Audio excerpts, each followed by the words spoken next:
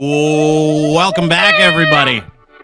What you missed before we started the program is Lachlan is losing his mind about his crypto right now. Like before we got on, he's losing his fucking mind. Welcome to the program. My name is Dean. That is Crypto Lachlan Cross. That is Crypto Cross over there at Lachlan Cross on Twitter. 95.7 Cruise FM in Edmonton. Also a tech wizard. Also, please welcome to the program from the Sheeple Shepherd podcast at Ryan Lindley from the Sheeple Shepherd podcast. You can also get him at Ryan Lindley, and he's drinking a Coors Banquet, which is weird. You're drinking, and Lachlan's having a coffee. Unless I don't believe that's what's in that mug. Yeah, I'm starting to question it myself. What's in the mug? I had some leftover coffee, so and I put some Jameson in it and a little Kahlua. Oh, wow. That's a great start to the show. He says Jameson there was leftover and Kahlua. It's like a fucking Black Russian. He says there was leftover coffee, but it really was just like, when you leave a mug out. None of you guys tell my wife, because I literally. We're doing this on a fucking live show. She's going to be able to see what you're doing. She can see that you're having. She won't. It's 1:00 in the afternoon where you're from, and you're having a Black Russian in a coffee cup, trying to screw with everybody. And there's Lynn's living his best life out loud, having a beer on this thing, and you're like, "I'm Friday, having baby. a coffee. It's a coffee. It's not I didn't coffee. want it's a beer, and I don't know. I I kind of hide it. I'm not. I just had this conversation with my son today. He's I'm hiding it from my wife. That makes more sense. He's just cruising with his mug. Anyway, that is Lachlan Cross from 95.7 Cruise FM. Again, Ryan Lindley from the Sheeple Shepherd podcast. Welcome to the program. We got a ton to get to today. Might be an alcoholic, Lachlan. Oh, you are. Yeah, no, I am. Should Elon we talk Musk. about it again? Elon Musk showed his dick to a flight attendant. We'll talk about that. There's also a story about a horse and Elon Musk. That'll be interesting. We're going to chat about that later on today. John Daly might be the greatest golfer to ever play the game. We'll talk about John today. And it had nothing to do with golf, by the way. We're going to talk a little bit about Tesla. We're going to talk a little bit about Twitter. We're going to talk a little bit about streakers at hockey games and basketball games and baseball games. And we're going to talk about Doug Ford today. And we might as well start there. I see no reason why we don't. I'm in We add the Leafs jersey promo code to that too. Okay. Yeah, we're going to talk about that today. Sorry, I didn't have that on my list, but you're right. We got to talk about the promo code. I got it on my list. All right, thank you. I appreciate it. We got everything covered. We got it surrounded. But I wanted to start with Doug Ford, and I wanted to start with the nurse thing that we saw yesterday. And the reason why I wanted to start there is because yesterday, there I am at home. I think I'm going to need some story music for this. Sorry, guys. Sounds like a good idea. Well, I think it is a good idea. Mm-hmm. There I am at home last night, getting ready to take my son to his baseball practice, and I get this. I start getting these like cryptic messages. The blog game's weird, right? Like, we advocate, I believe, for the right things, marginalized people. We try to give our privilege away when we blog. We try to stick up for people. We try to bring the news that nobody else brings you and refuses to bring you to the public sector, or to the public sphere, if you will, the public square. So, as we all know, Doug Ford and his security people beat the shit out of some nurses the other day that were protesting in front of his debate. I can get the video out. Do we want to watch the video again while we talk about it? It's pretty fucking gross. Yeah, it sucks. We've seen it enough, I think. We know what we're talking about here. All right, well, we'll watch the video then while we do it. Good. So, this is not a democracy, everybody. No. Just say that. Yeah, that's right. You know what generally is, right? But, like, this will mean so much more to people watching on Dean Blundell Show on YouTube, and, of course, Dean Blundell TV on Twitch. As we discuss this, because you need to kind of see how egregious it was for what I'm about to tell you to make any sense at all. True. Right? Can I just say something where people will realize what this is? Yeah. Watch this video. Watch the cop's reaction. Because the cop he jumps in the middle, the younger guy. TPS, Toronto and he's Service. looking at the security guards going, what the fuck are you doing? Right? Mm-hmm. Like, that's his response to the situation. So that's a police officer's reaction to what the security guards did. Yeah. Very telling. So that, to me, that was like, okay, I didn't see what led up to this, but I got a pretty good sense of how egregious it was based on the cop jumping into the fray right away, going, "Oh, whoa, yeah. What are you doing?" Yeah, Like and you can that- see it that- right off the top. And it's a great reference point. You can see this guy grab this woman, drag her across the floor, then the other guy gets pushed by one of the court security guys, smashes his head. There's the cop going, what the fuck? And you see this cop on the left, you can see his arms to your point, saying, what are you fucking doing? So that was in reference to Ford security people who indeed injured these two nurses. One of them is still in the hospital. I think he might be out now. The lady on the ground, her name is Jackie, lovely lady. We're going to have her on the program next week, so that'll be a lot of help. And people came to us with this thing because no one was covering it. It was 24 hours before anybody said anything about legitimate political violence against Doug Ford's, against people that don't like Doug Ford. That's what this was. These nurses are, totally, but they're not allowed to, Doug Ford security isn't allowed to hurt them because they don't like Doug Ford. That's what we saw, which is political tyranny. It's political violence, and you know what? We're seeing it in this country. We've been seeing it for months. This is the first time I can remember seeing, the leader of any party sanction, whether he knew about it or not, because people did it, political violence against individuals. This is what happened. That is not the sidewalk. That is the street. It happened. So, sorry, Brian, is the video? I don't have the video on there. From the guys in the chat there saying that I know we don't have volume on it all already. Oh, maybe it's done. Okay, sorry. I appreciate it. Okay, so my apologies. Hopefully that fixed it. Let us know if it did. But what happened is this was sanctioned. And what I mean by that is, and very simple, here comes Doug. That's why they got pushed onto the ground and hurt, by the way, by Doug's security forces, because they wanted to be able to pull right up to the door. So why not dummy a couple of nurses and healthcare professionals asking for a fair wage while they're here? So, It's still after loud. this, It's still is loud. it okay? Yeah. All right, well, we'll just shut it off. Yeah. So, See? you know how... You're right. I don't know what Told the you. fuck's wrong with this thing. It's not my fault. It's on mute. We It's can't on even- mute on my end. You I think can't it's hear it. because I the can't music- hear it. video at all. I think it's because the music is on. Oh, is it? Okay. Yeah. All right, my It bad. won't double channel.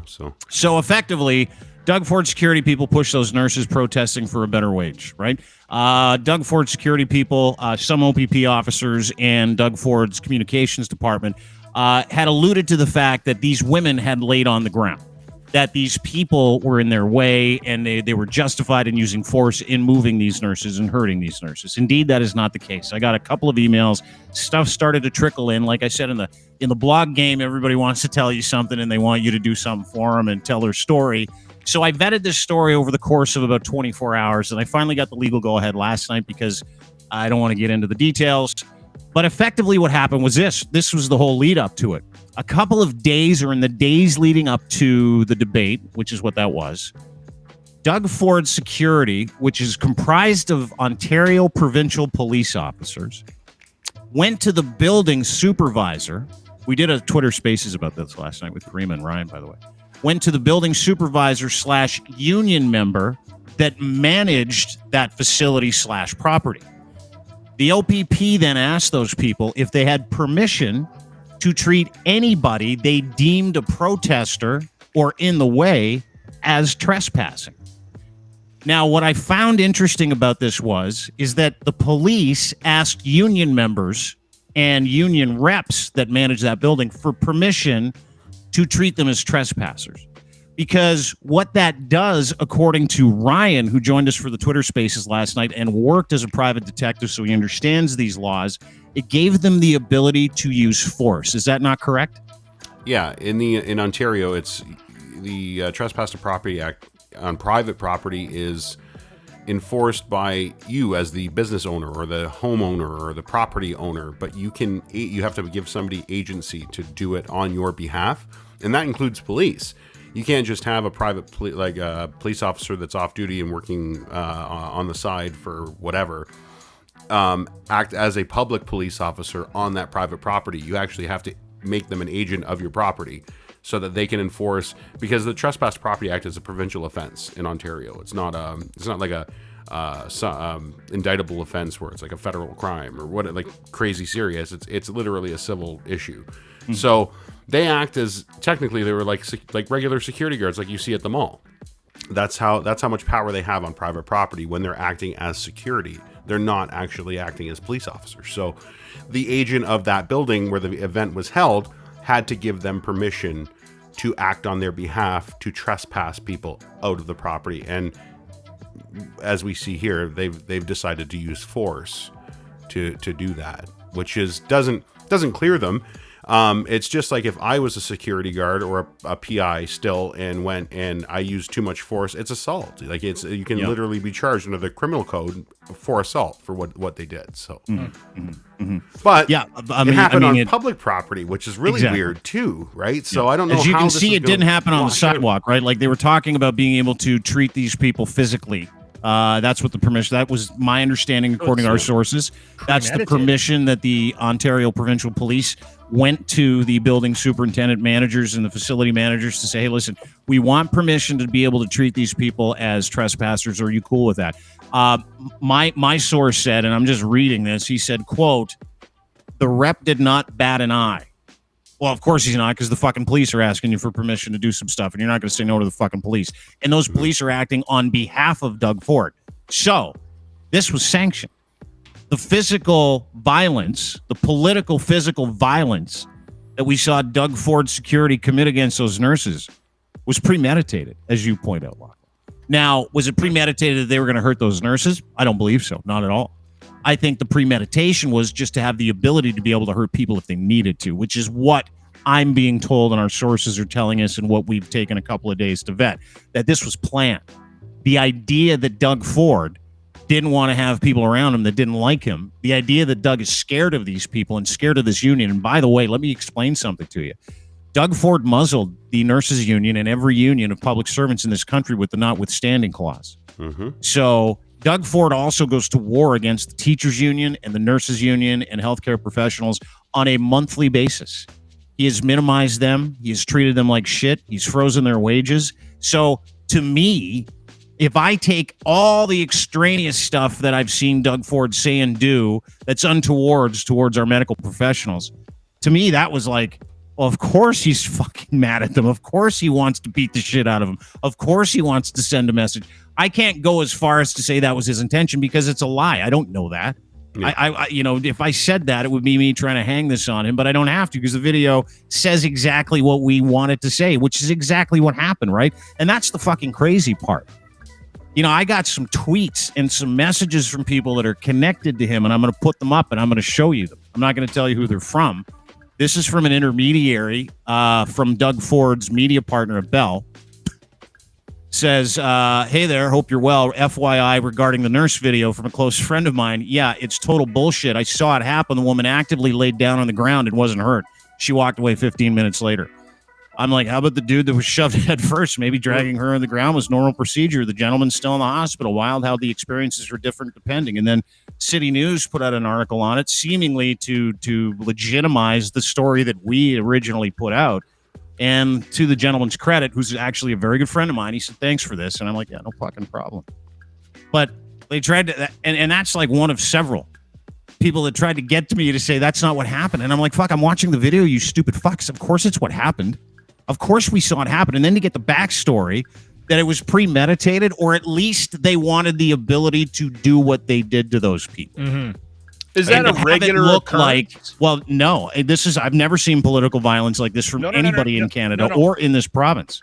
No. I mean, is it a regular occurrence for a security detail for a politician that's traveling on a campaign or whatever to go to a venue and request certain abilities from a well, I think if you're the prime minister, we saw that thing with David Menzies from Rebel. You know, I've never seen it either, but we saw the stuff with David Menzies from Rebel. I mean, that was funny to me because the guy was, well, we saw it with Karima. They threatened her a couple weeks ago, right? Do they go, like, does the security detail that, like, Trudeau does those town halls? Yeah, so they would have the place scoured and they would have agreements with the people in there, but I don't think that they would beat the shit out of people out front. I don't think that was part of it. It's also different, I think, because it's they're actual federal police officers, and their detail is him. You know, like they're actually RCMP officers. But are they asking? But they also have venue security. I don't know, and this is where it gets confusing for me, because they would normally talk to venue security, and venue security would do that sort of trespass to property act dirty work. Like we saw when Karima was there, it was Doug Ford's people that told her to get out. But later on, when she was, and they went and harassed her again as she was leaving, that was the venue security that went to her. One of them was. The other guy was one of Ford's guys. Yeah. We think it was one of Ford's people, right? So it's not normal. It probably happens. I don't know. I've never taken part in that part of the planning for one of these, but it's Karima not thing. Like I'm bothered by this, but the Karima thing really, really bothers me, because the press, anybody that is reporting on something, is kind of allowed to. Don't we have a? Yeah. Generally speaking, yeah, it's the same argument though that Rebel makes every time they get shut out of something. Yeah. And but Rebel, as we know, they're assholes. Yeah, they are. They're there to curate a narrative, and they're total cocks, by the way. So it's like, and they have a history of starting fights everywhere they go, and using that fight footage to raise money for someone who's got to get out of jail. David Menzies is in jail. Well, David Menzies, like the whole idea behind Rebel News is, you're not getting paid if you're not getting fucking punched, right? That's right. Karima just rolls around with her camera and then puts out videos, and they're like, we know who you are. Get the fuck out. And they show up to this thing, and they're like, Doug Ford's enemy number one, public servants in this province, specifically nurses. Yep. Those were the people that got their asses kicked. Like, of all the people, they were nurses. And why his security would even be involved when the police were there, and that's their jurisdiction, is the road and the sidewalk. That's the police. That's their job. It's not security's job to do that. Security should have just been moving him into the building, and the police should have been moving the people on the street. That's why the cops were all like, what the fuck are you guys doing? Yeah. So, and this is going to be huge, because it's fucking just starting. Like, not only are we just starting to get the backstory, this is gonna be a battle. Massive. Like, the next 2 weeks for this fucking clown and his asshat pals are going to be a nightmare, to the point where they, as a group, canceled every political appearance for the next 2 weeks. Yeah, there are no more rallies. Yep. Everything's canceled. Really? Q&As are everything's canceled. They are on fucking lockdown because of this. And on top of it, really. Yeah, on top of it, the good people at the Nurses Union, SEIU Healthcare, has retained Ruby Schiller and Anjor Di Giuseppe, LLP. This firm does not fuck around to explore all legal options to defend the union members who sustained injuries at Monday's leadership debate and the rights of people to safely protest in a free and open democracy. That's what I find interesting about this, right? Go. What's that? You can't the press does its job. They're not always going to agree with you. Let them do the job, and the stories they tell will be way less impactful if you don't get in the way of it. Right? As soon as they wouldn't let Karima in, we had a viral story in Canada. Yeah. Did anybody care that she went to the Liberal thing the next night? No. I didn't even know she did until she came on. But I knew she got kicked out of the one that Doug Ford was holding, that rally. Like, they're idiots. Can I show you something to that point, dude? And you fucking bring up an excellent point. Look at the numbers on these tweets about Doug Ford when we released the actual story. Yeah. Hey, the Doug Ford nurse beating story is going to explode. A security detail had permission to hurt those nurses. More to come. This was yesterday after we confirmed it, 6:46 p.m. Almost 5,000 likes now, because I took this picture a few hours ago. 5,000 likes, thousands and thousands and thousands of retweets, millions of impressions. Dude, Doug Ford security doesn't ask for permission to whoop some nurse's ass. We're not talking about this. We're not. And he probably sails to victory, right?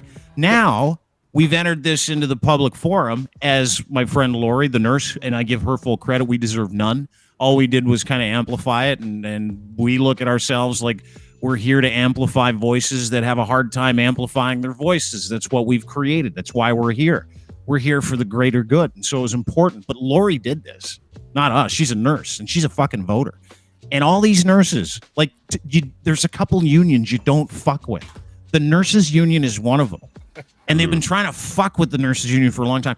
If you don't think that these nurses in their union aren't going to throw the kitchen sink at a public effort to discredit this man and what he, along with his security detail, did to those fucking poor individuals, you're crazy. It's coming, dude. And this is and James said it in the comment section. He's like, if you wanted a way to expose Doug Ford, this was it. I mean, this is exactly what he didn't want. And if he didn't know about it, then he's the fucking absolutely poorest excuse of a leader that we've ever had. If he didn't sanction this, or if his people didn't know about it ahead of time, that they sent the OPP in, like whether or not because that's really what I want to get at now. That's what I'm chasing down with this story. What I'm chasing down is this. Where did that request start? Who told the OPP to go and check with building security to see if they could physically remove anybody they wanted and treat them as trespassers, which is a lie. Categorical lie. Those people were on the fucking road. Look at where this nurse is laying, and it's in a pool of his own blood, out cold. Yeah, it would on the fucking street. Would have went from a campaign manager to a security detail coordinator to the venue. I would imagine that's usually the chain of command when it's these things. Campaign managers are usually the be all and end all. So who's his campaign manager? Corey Tenike? Is it Corey Tenike? Is it his comms director, Ivana Yelich? Like, who gave that order? I don't think who gave the order to go and get permission to seek permission to hurt people if they could? Who was it? Yeah, let's find out. Yeah. And that's what we're chasing down. Anyway, this thing's going to explode. Keep your eye on it. It's going to be fucking wild. I'll say it. He was involved in the conversation about security at that event. You think so? You'd be surprised what he doesn't know about. That's the thing. They wind him up. They put him out there. He doesn't do a good job at talking and still wins the hearts and minds. So I'm kind of column A, column B. Like, I don't think he's smart enough. Like, dude, he's so stupid. They got to send him to debate with like pamphlets and binders. Like they begged for that with the debate moderator. Said, please, can we send him with a binder because he's gonna fucking lose it. I was like, sure, I guess send him with a binder. So I think he's too stupid, but I also think he's nefarious enough to know exactly what was going on. I don't know. We're gonna find out because the nurses union is gonna chase this shit down. Jewel says City News Ottawa has learned Ontario PC Party has directed its Ottawa candidates to drop out of already scheduled local media interviews. This comes as the PC have been skipping local debates. You gonna vote these fucking guys in again? Are you kidding me? It's unbelievable. Locking them down. Dude, and it's all because of this. Yep. So let's hear it for the nurses. Not only did they save our miserable lives for the past, I don't know how many years. Yeah. And I'm sorry, nurses. I'm talking to you right now. I'm sorry Doug Ford likes to hurt you. I'm sorry he hates your guts. You are worth way more. And we're going to stand next to you and beside you as long as we can. So thank you very much. Yeah. Fucking wild story, dude.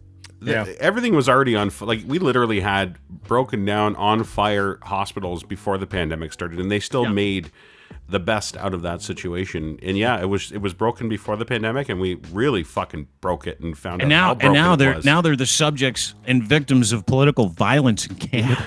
Like that was committed against them by the leadership of a fucking political party.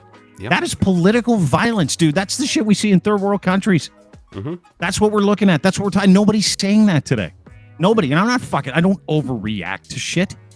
I'm not overreacting to this. Sometimes you do. We'll be the judge of that. Okay, thank you. But am I out to lunch, Linz? Am I out to lunch and assuming this one's big? The kind of political violence in this country we've never fucking seen before? No, and it's at an arm's length away from the premier, and that's where it gets concerning. It's literally an arm's length. Yeah, if this was, we've seen MPs and MPPs go through some shit locally and whatever, and you don't blame the head of the party for it, but when it's the head of the fucking party, that's a problem. And the fact that 10 minutes afterwards he walked into that debate and said that nurses love me and I love nurses. Like literally 10 minutes after having him dummied out front. Yeah. Fuck. Yeah. Come on. Anyway, there you go, Ontario. You know what to do on the 2nd of June. I want to play this real thing by Brittlestar, and then we'll move on. Have you guys seen his video from Really Great? Where he talks about how the Ontario PCs are going to win the election. This is like what Stuart Reynolds Brittlestar does. Follow him on Twitter, @Brittlestar. What he does when he brings out some commentary is he likes to lighten it up. But this is fucking scary shit. He kind of details a litany of different things that I didn't even think about some of the stuff that he was talking about. And it's supposed to be humorous, right? And it's really not, even though it is, because he It's what he does. But watch this. It's 3 minutes long. Listen to this. If you're in the car and you're listening to this on the audio version, Google, Spotify, Apple Podcasts, etc., great. If you're watching this on Dean Blundell show on YouTube or Dean Blundell TV on Twitch, great, because you need visuals to watch, but you can still appreciate the audio. It's tremendous. Watch this. It's like maybe the best summary of where we are politically I've seen yet today. This time of seemingly canyon-esque divisions between us, we need to search for things that will somehow bring us together. And here in Ontario, Canada, we need look no further than social media to find that we do share something. A general loathing of and simmering hatred for Doug Ford and the Ontario PC Party. It's true, check social media. We really can't stand them. From their stupid gas pump stickers complaining about the federal carbon tax that, much like their campaign promises in 2018, didn't actually stick, to their lack of response to the trucker convoy's occupation of downtown Ottawa, when it seemed Doug Ford was unsure that Ottawa was in Ontario. Are we sure it's not a Washington, D.C., District of Columbia type scenario? It all seems crazy, like Premier Ford had been drinking too many buck-a-beers. But then, of course, there is no such thing as buck-a-beer, because that was just one more election promise from 2018 that fell flat pretty much right away.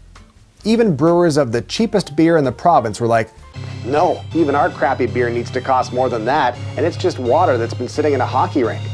But despite all that, they're probably going to win the election. So what gives? How can the Ontario PCs be so hated online and still win? Well, here's why. Number one, privilege. People who should be voting just aren't. When those who were eligible voters but didn't vote were asked why they didn't vote, they said they weren't interested in politics. Weren't interested? Who cares if healthcare is privatized? I will always have money and go to the front of the line. You there, boy, bring me your shiniest hip replacement. Number two, old people. Only 66% of people aged 18 to 24 bothered voting in the last federal election. Old people love three things: money, money, and voting. Unless more young people vote, the national anthem will soon be replaced by the Family Feud theme. Number three, ego. There are essentially three choices in this election: PC, Liberal, and NDP. You may love the Green Party, but they're just not in this race. And while the Liberals and the NDP are very different on a number of issues, they're also exactly the same. And I can hear the supporters from both parties right now saying, no, they're not, they're totally different. To that I say, yes, they are different, in the same way the Property Brothers are different. One might wear ties and seem more businessy, while the other wears plaid and seems a little more down to earth. But they're still identical twins that do a damn fine renovation. Hear me out. The Property Brothers are both lovely people. I know them. This election in Ontario is like if you were renovating your house and had to choose between Drew, Jonathan, or Sid from Toy Story. The majority of people would realize that Sid isn't really the best choice, but we're being forced to choose our favorite property brother. And then Sid's just gonna win the job anyway. Don't make us choose our favorite property brother. I've tried. It can't be done.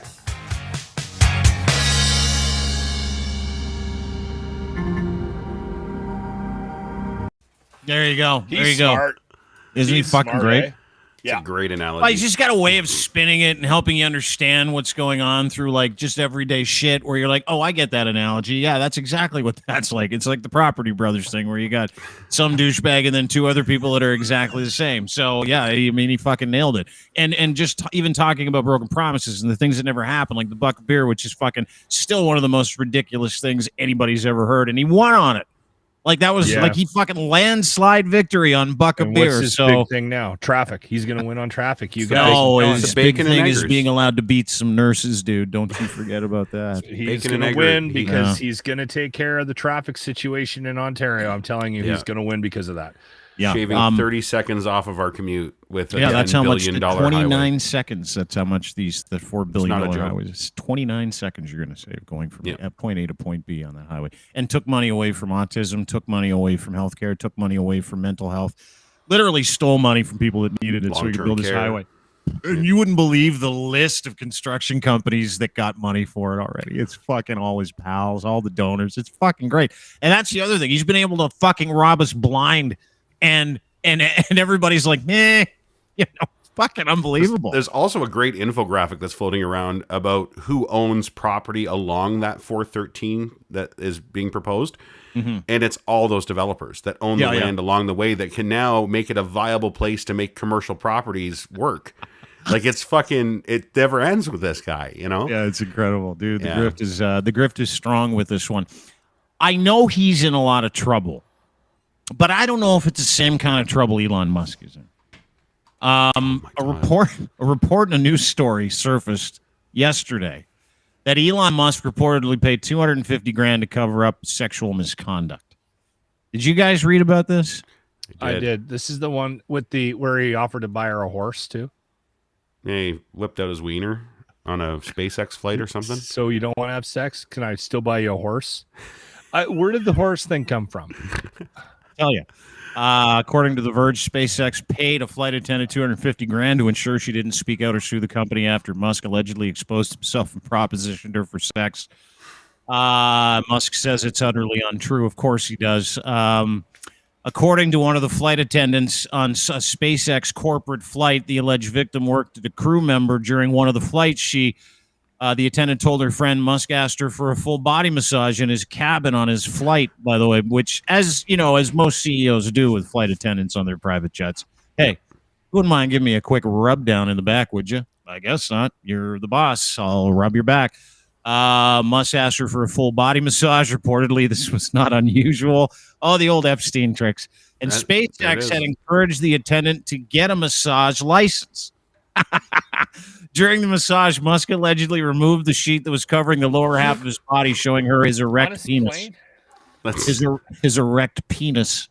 While rubbing her leg, erect penis. Thank you. While rubbing her leg, he reportedly offered to, quote, buy her a horse if she'd do more.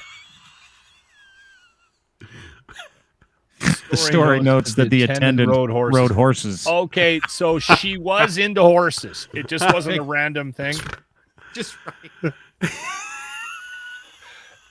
If it was a random thing and she is into riding horses, what a fucking great guess Elon Musk made in the spur of the moment, huh? No kidding. I'll buy you a horse if you suck it. Did you do that on purpose? Giddy up. It's a total accident. The allegations were relayed to an insider by one of the flight attendant's friends who asked by the attendant's attorney to sign a declaration that backs up the claim in 2018. The friend told Insider the attendant refused to carry out the sexual ask on Musk, and she was really upset. Well, yeah, I guess so. I can't believe it. He offered to buy me a horse if I gave him a blowy. That's what happened. It was either a BJ or an HJ. It was one of those J's, though. I know that. It was a job that he asked for. And she was really upset. The friend told SpaceX, also said SpaceX cut down on the number of shifts she was giving following the incident, which the attendant saw as retaliation, an attempt to discredit the Business Insider's reporting. After the story, Musk called the flight attendant's friend a far-left activist actress in L.A. with major political axe to grind. It gets better. The flight attendant filed that complaint, saying her career at the company had suffered because of her refusal to suck it. The company reportedly took a complaint to a mediator, not to a court or arbitrator. She signed the attendant to a $250,000 severance agreement, barring her from saying anything bad about Musk or his companies, including SpaceX, Tesla, and this included talking about the payment itself. So she's locked down. A source did not consult the flight attendant before coming forward with the story, saying the alleged victim declined to comment, which is nice, right? She thinks that the NDA is still good. By the way, the NDA doesn't matter worth a pinch of dog shit, so she can say whatever she wants. When contacted for comment, Musk reportedly said there was, quote, a lot more to the story. It was a politically motivated hit piece, and language reminds us of a tweet from Musk on Wednesday where he told his followers political attacks on me will escalate dramatically in the coming months. He also warned he'd be the victim of a dirty tricks campaign. These are all dirty tricks, you guys. You know that. Just like Madison Cawthorn. It was all just the dirty libs tricks. Trying to own him. He humped his cousin's face because of the libs. Yeah. Right? So... and an amazing locker room play, Linz. That's what he said. That's right. We were just joking around. I know I always joke around with my buddies by jamming my cock in their face while they're laying on the couch helplessly. And anytime I'm and hey, to Elon Musk's credit, anytime I'm accused of sexual assault, I decline to comment and say I didn't do it too. Every single time. You know? Totally. Well, why wouldn't you? You got too much to lose. That's kind of what I'm saying. Yeah. What an asshole. The fantastic part was, like, I follow Musk because you have to, right? Like, it's just one of those guys you have to follow because he's that fucked in the head. And I started seeing these tweets over the past few days of him going, "They're going to come for me. They're going to get me. I don't know what's going on. I'm going to vote Democrat. I'm going to vote Republican." And he's like, "Here we go." Like, look at these tweets. Look at these tweets. In the past, this is like the day the story broke. In the past, I voted Democrat because they're most the kindness party. They become the party of division and hate. I can no longer support them. I will vote Republican. Now watch the dirty tricks campaign unfold me. Then he's like judging by the relentless hate stream from the far left. This tweet was spot on. He's telegraphing it. And then he puts out this tweet where it's insinuating the Twitter board is trying to kill him. And then he says, if we get to use Elon Gate as a scandal name, it's kind of perfect, saying he wants people to call every scandal around. So he's like playing it off like it's not a big deal. But it is a big deal because there are several other stories like this in the hopper, apparently, that people have been waiting to tell, right? And when someone comes out, like a female comes out, or this isn't even the case, but when we hear stories about stuff like this with guys like that, it's a fucking swarm. Every reporter, every outlet that hates him, every single person he fucked is going to spend all kinds of time looking for a vested interest in a way to take this information and fuck him with it. So he's fucked himself. This like, is the way absolutely he fucked himself. This is how he thinks he's going to get out in front of it, though, is by, well, you know what? I know these stories are leaking, so I better say that they're coming after me. And yeah, you know what? I'm with him. We should totally hashtag elongate, but use it for his penis exposure story. Apparently he has a deformed wiener too, according to people. Why does all of these guys have a weird wiener? Like, what's going on? Anybody with money has a whacked wiener. Yeah. Bizarre looking wiener. This is the jet. Weird? This is his jet, by the way. Nice jet, Gulfstream. That's the cabin in the back. And that's apparently where the offer to buy one lady a horse for a blowjob. I wonder what Maeve would say about all this stuff. Maeve? The mom. Maeve Musk, is that her name? I think it's Maeve. Yeah. Is it really? Yeah, she looks like such a nice old lady.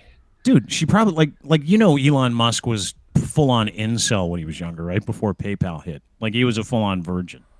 Which is what I find fascinating about judge this, too harshly on those 21-year-old virgins teens and 20s. Yeah. Uh-oh. But it's almost like he's got 7 kids with 3 different ladies. He doesn't give 2 shits about 7 kids, 3 different ladies. Pull that number out of your ass? No. So look it up. 7 kids, 3 different women. And he's fluid with his relationships. He says, I mean, the stories of these like German Scheiser orgies and all the other shit that he said. Again, isn't it kind of all coming together for us? Like as far as Elon Musk goes, I have a very fluid relationship too. I use a lot of Jergens. I'm having a fluid with your hand this afternoon. But isn't it not kind of all coming together? Like the idea that he's into having chicks do stuff to his chest, the idea that he's sexually fluid and doesn't really the poo thing too. Oh yeah, dude. Yeah, we talked about it. He's a big fan of that. Stuff out of this now. You didn't believe us. You didn't believe us. I still don't believe you because I thought you guys were making fun of me, but not knowing. Even if the Scheiser stories aren't true, hearing that he likes to offer women equine horses for blowjobs, it's all coming together for me, right? Everything. His purchase of Twitter, trying to pay 3 times more than it was worth. The failure of his background check, right? It wasn't just orgies. It's this kind of shit. The fact that he sold, what did he sell in Tesla today? How much of his stock did he sell in Tesla? 80% he's talking about selling. 80%. Yeah. No, he doesn't need the money, does he? Oops. Look at that.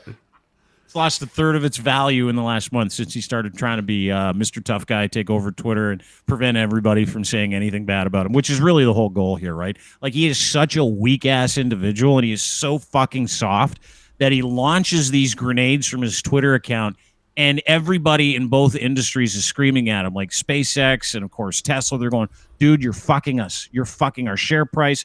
You're fucking your shareholders. And he's like, I don't care. I'm an incel guy. I can do what I want. Yeah, they're suing class him. Action. Yeah, dude. Like, and it all comes back to the fact that this fucking guy can't even control himself. Like, he has no clue how to control himself. Zero. You know what he needs? And he doesn't have to because he doesn't have to be accountable. When you have fucking $283 billion in the bank, you don't have to be accountable to anybody, and he knows it. And this is the result, dude. We're gonna watch him. This is my prediction. In the next year, you're gonna watch Elon Musk lose everything. Get pushed out at Tesla. Get pushed out at SpaceX. He's not gonna buy Twitter. Guaranteed. I can And- guarantee you they're going to shove him out, and he's going to be this weirdo pariah for the rest of his life. Do you think this is just like his way of exiting? Like this is his way of like having some sort of grand exit? Because he'll still be a rich motherfucker when he leaves. It doesn't matter. It's not like he's going to need any more money. But do you think this is just him being a fucking dick on the way Douche? out? Yeah, Probably. I don't know. Well, I don't know. I he's mean, too he's smart. losing control, right? Like Yeah. anybody in that situation that's got all that to lose, he either didn't want it, didn't care about it, and was only doing it for the chicks and the fame. Because that's kind of what it feels like. It feels like we're being trolled by a guy who was smart enough to get to this space in life, and the only reason why he wanted to do it was so he could do exactly what he's doing now, which is just be Mr. Guy. Well, right? and the other thing that happens with Elon soliciting Musk, blowjobs for horses. Yeah. the other thing that happens with Musk is that quite often he ends up doing something, or like he lays the groundwork for something, and it always seems to work out for him. Listen, I'm taking a step outside of the controversies we're dealing with right now. The thing that I'm wondering about is like the guy. Okay, we can all admit he's quite smart, right? Oh yeah. Yeah. So he got a lot of this success because of how smart he is. Mm-hmm. So why don't you just get a hooker?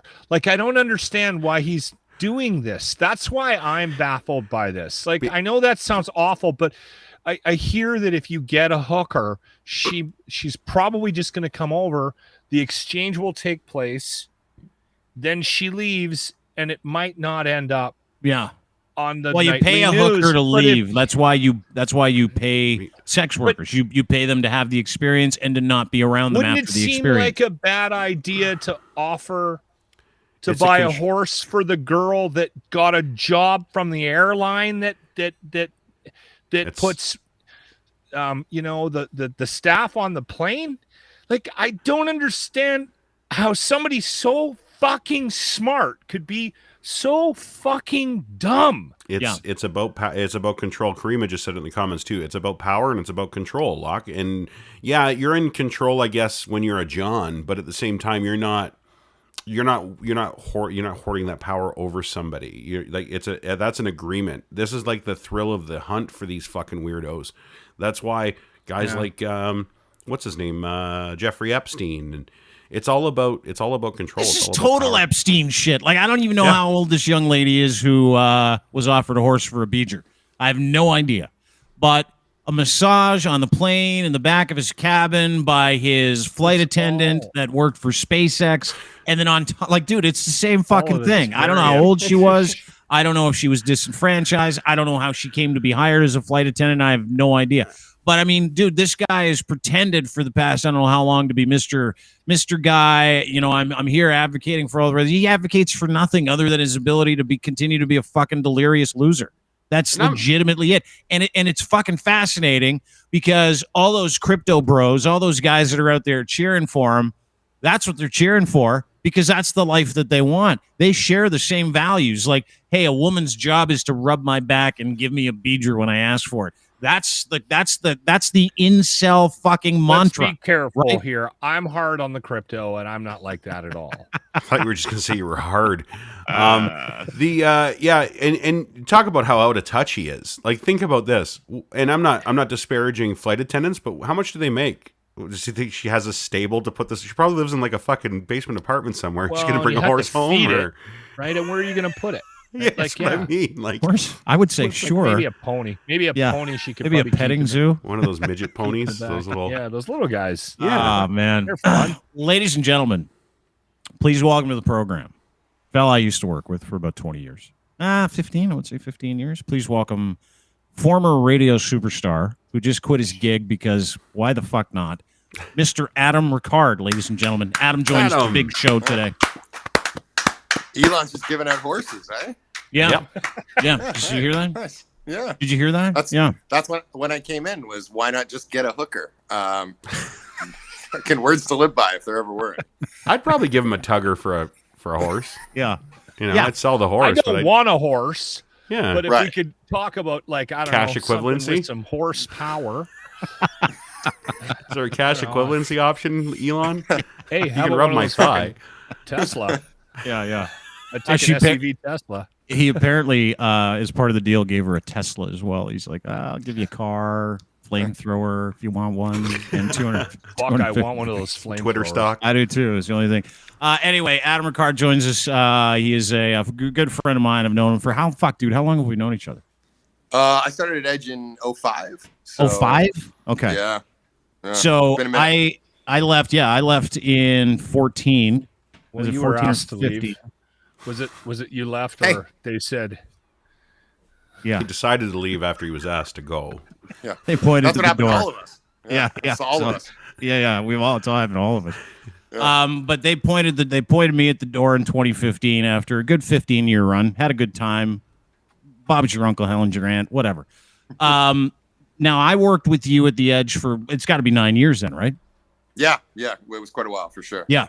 And Adam was like this wonder kid that came out of nowhere, and boom, he's at the Edge in Toronto, which at the time was a big deal. Now it's like operating a snow cone machine in a sea of really shitty snow cone machines. So whatever. But Adam, fucking amazing story. We all know that traditional media is in the shitski, right? Adam's doing afternoon drive at a heritage radio station in the Greater Toronto area called Hits FM. I see a tweet from St. him Catharines. like, oh yeah, Nice. see a tweet from him, 97.7. and he's like, my Great bags are packed. I'm going to Australia tomorrow. It's been a slice, and I'm like, the fuck's that? And then a mutual friend of ours, Fearless Fred's like, what are you doing? And he's like, I'm leaving. And he and I kind of chatted, had a couple of conversations, and he joins us literally. Like he just fucking said, screw it, I'm out. And he joins us from Australia. Yeah. It's 6 o'clock in the morning right now. And full Good for disclosure, you. I don't know if it's been long enough for me to be hungover or if I am still drunk right now. We got after it pretty good. That did sums you? up most of my shows. Yeah. But Where'd you go I'm- last night? What was last night all about, Ricard? So we have been shocked by the price of alcohol in Australia. So we went and got a box of wine and put that away, and then went to a new in Australia What was the meetup vintage? thing. Australia is great for wine, though. This I don't think I'm sure you can get this shit anywhere. And So you went Yeah. and then, so you got a box of wine, polished off all 4 liters, and then decided to go to a new in Australia hookup. What is that? yeah, it's like it was like a Facebook thing where it's like meet us at this bar. It's a bunch of people that are also new in Australia, and so we went there, and they don't know how to make it. I mean, the drinks work, but they do a thing where they pour you get a rye and ginger. They pour the ginger ale in first, and then they put the rye on top of it, and so you have to sort of mix it yourself. And just the first sip is just nasty. But anyway, had a bunch of those and some beers, and then I don't know. It was about 4 o'clock, and I thought, oh shit, I gotta go do Dean's show here in a little bit. So we rested up a little bit, and now here we are. So I'm happy to be here. Oh fuck, dude! I'm so happy to Thrilled. have you here. It's like, dude, it's the only difference between now and like 15 years ago when we would do that kind of on the way in, on the way out. Whether if you were working before me, yeah, go get a pint. You were working before me. There was like it's like old school, right? Like you're on the show, you're drunk and hungover. I used to be drunk and hungover all the time. If you were anything other than drunk and hungover, I would be disappointed, Adam. I really would. Good. All right. That's what I was trying to recreate, the old days. Yeah. So, Yeah. here we are. Yeah. What's Australia like? And when you say expensive, what are we talking? Like how expensive is shit on a daily basis over there? It's some of it is fucking crazy. Like we were in the grocery store and they had 24 packs of Coca-Cola that were on sale at 40% off. They are regular $41 for 24 cans of Coca-Cola, on sale for $24. A 24 pack of White Claws is $144. Jesus Christ. Yeah. 12 Coronas is 42. Jesus. Wow. Yeah. You should And a come home, Adam. Well, I may have to. We may run out of money here real quick, but shit. and then a quarter is $150 and very much on the black market. Yeah, it's super legal. Is weed illegal in Australia? Totally. Like total, like not even decriminalized, like full See, on. $140 for a quarter ounce of weed. Yeah. Jesus. Yeah, what is that here? We were- $15? You get $15 It's like- you get a quart? No. I think it's No. about 40. Yeah, Yeah, it's 30, like 40 $40. bucks, something like that. Is that yeah. 3.5 grams? I only go by the legal amounts now. It's like 3.5 sevens and then 15s. Yeah. Quarter 3.5. 7, I think. Quarter 7. Yeah. Oh, Half seven's quarter, like 3.5. yeah, dude. A seven's like 50, 60 bucks. That's it. Yeah. So it's the like absolute 3 most. times the price, I guess, because it's so fucking illegal over there. Plus, you We can used pick to whatever pay- you want. Yeah. You can go in and you can get what you want. I'm just going to get, I mean, not me, but someone here in Australia is just going to get whatever the guy gives you, you know? Someone else. Not me. Yeah. A guy I overheard on the street is going to do that. Yeah, dude on the street. So you fucking when you've been there what 6 days, 7 days in Australia? Yeah, I got here last Saturday. What is it? I think it's Saturday morning here now. So yeah, we got here a week ago in about an hour. Yeah. Yeah. So it's So been a week. But you walked away from Yeah. like an afternoon drive gig in the GTA. You just walked away from it. Yeah. Why? What company is that? Chorus still? Bell. Bell. The Bell owns St. Catharines. The It does. Yeah. the rocker. Yeah. Yeah. I don't know. I mean, when you say it like that, shit, maybe I should have thought about this, but no, it's You're welcome. I just had enough of it to be quite honest. I mean, I started in radio when I was 17, still in high school, and with the exception of like 3 months between Edge and Hits, I mean, I was on the air in Southern Ontario the whole way through, which was great. But I mean, there's all of the stuff that I loved about it and wanted to do with it it's all gone now. You don't talk to bands anymore. You don't really get into anything other than, you know, a dick joke between Led Zeppelin songs, and that's it. And all the bosses ever say is, can it be shorter? Can it be tighter? And it's already, 45 seconds, a minute, something like that. And yeah, I don't know. It just doesn't seem like there's any passion all the fun just seems sucked out of it. And I don't know. It was like, I get to do Literally this. just like a board op at that point. is all I you mean, really pretty do. much like, and I had a good spot. I mean, myself and I had a guy named Joey Bricks who was co-hosting the show with me, and we had fun together for sure. But it didn't seem like there was anything. Like I was just going to do the same thing every day. It felt like I might as well be making burgers. Like it's just the same, just repeat over and over and over again. And there's some subtleties to it. No ketchup on this one, extra cheese on that one, but that was it. Like, and I just, I don't owe anybody money. I don't have any kids. I'm divorced. I'm like, oh, fuck it. Let's go see the world. So here I am. Let's go hit it. Yeah. 36. Yeah. He's in a hostel and he's living it up. And he's Yeah. hammered right now. Yeah, I'm in a fucking hostel. Yeah. Yeah. That's good. But he's got a place and you're there for a year. Is that what I understand? Yeah, I got a work holiday visa. Yeah. So it's good for a year and we can tour around and get jobs and all that kind of stuff. So Good What for are you. you gonna do? Are you gonna like pick watermelons or something? Like, have you made Well- up your mind? yeah, no, I don't get a job with Foot Locker or something like that. But what's hilarious about it is that you can extend your visa by an entire year if you do 3 months of farm work, which my personality doesn't really connect with that. I'm more of an artist than I am someone who works in the field. But Yeah, that's just so what you know, when he says he's an artist, Locke, he's like us, where you get out of radio and you're like, what is this thing I've been hearing about called manual labor? Yeah. How does this? What is this? How do you spell it? Manuel? I Is have there an got- E? Wicked whack off hands. Like they're awesome. They're so soft. I'll I don't be even need 37 lotion sometime. You can work at SpaceX. You'll be I'll be 37. 37 on Tuesday, and people still compliment me on how soft my hands are. So Yeah. that's I get that. I'm 52, Adam. That was Yeah. the thing with Ashley and Yeah. I. Okay, so Yeah. let me ask you something, because I bag on radio and traditional media all the time because Yeah, I you fucking do. love it. But I also know how archaic it is, and I get what you're saying. The anxiety when you're in radio, and I'm talking to radio people. If you're not in radio, you probably won't get it. And if you were in radio, you will. It's very different than when you and I work together at the Edge, right? Yeah. Yeah. No one asks you to be creative. You're only asked to kind of be a placeholder. And they don't treat human beings very well in that industry. It's been and dude, I've got millions of stories. I choose not to tell lots of them because it is what it is. But case in point, tell everybody, because you were doing the morning show with Melanie after I left. I don't know what version of that morning show was. Was it like version 2 or 3? Because they hired, I don't know, some dude from England, and then Josie, and then someone else, and then I think you guys went in. Is that correct? Josie on there too. Yeah. How long were you before? Well, let me get Fred? through this. Let me get through that question.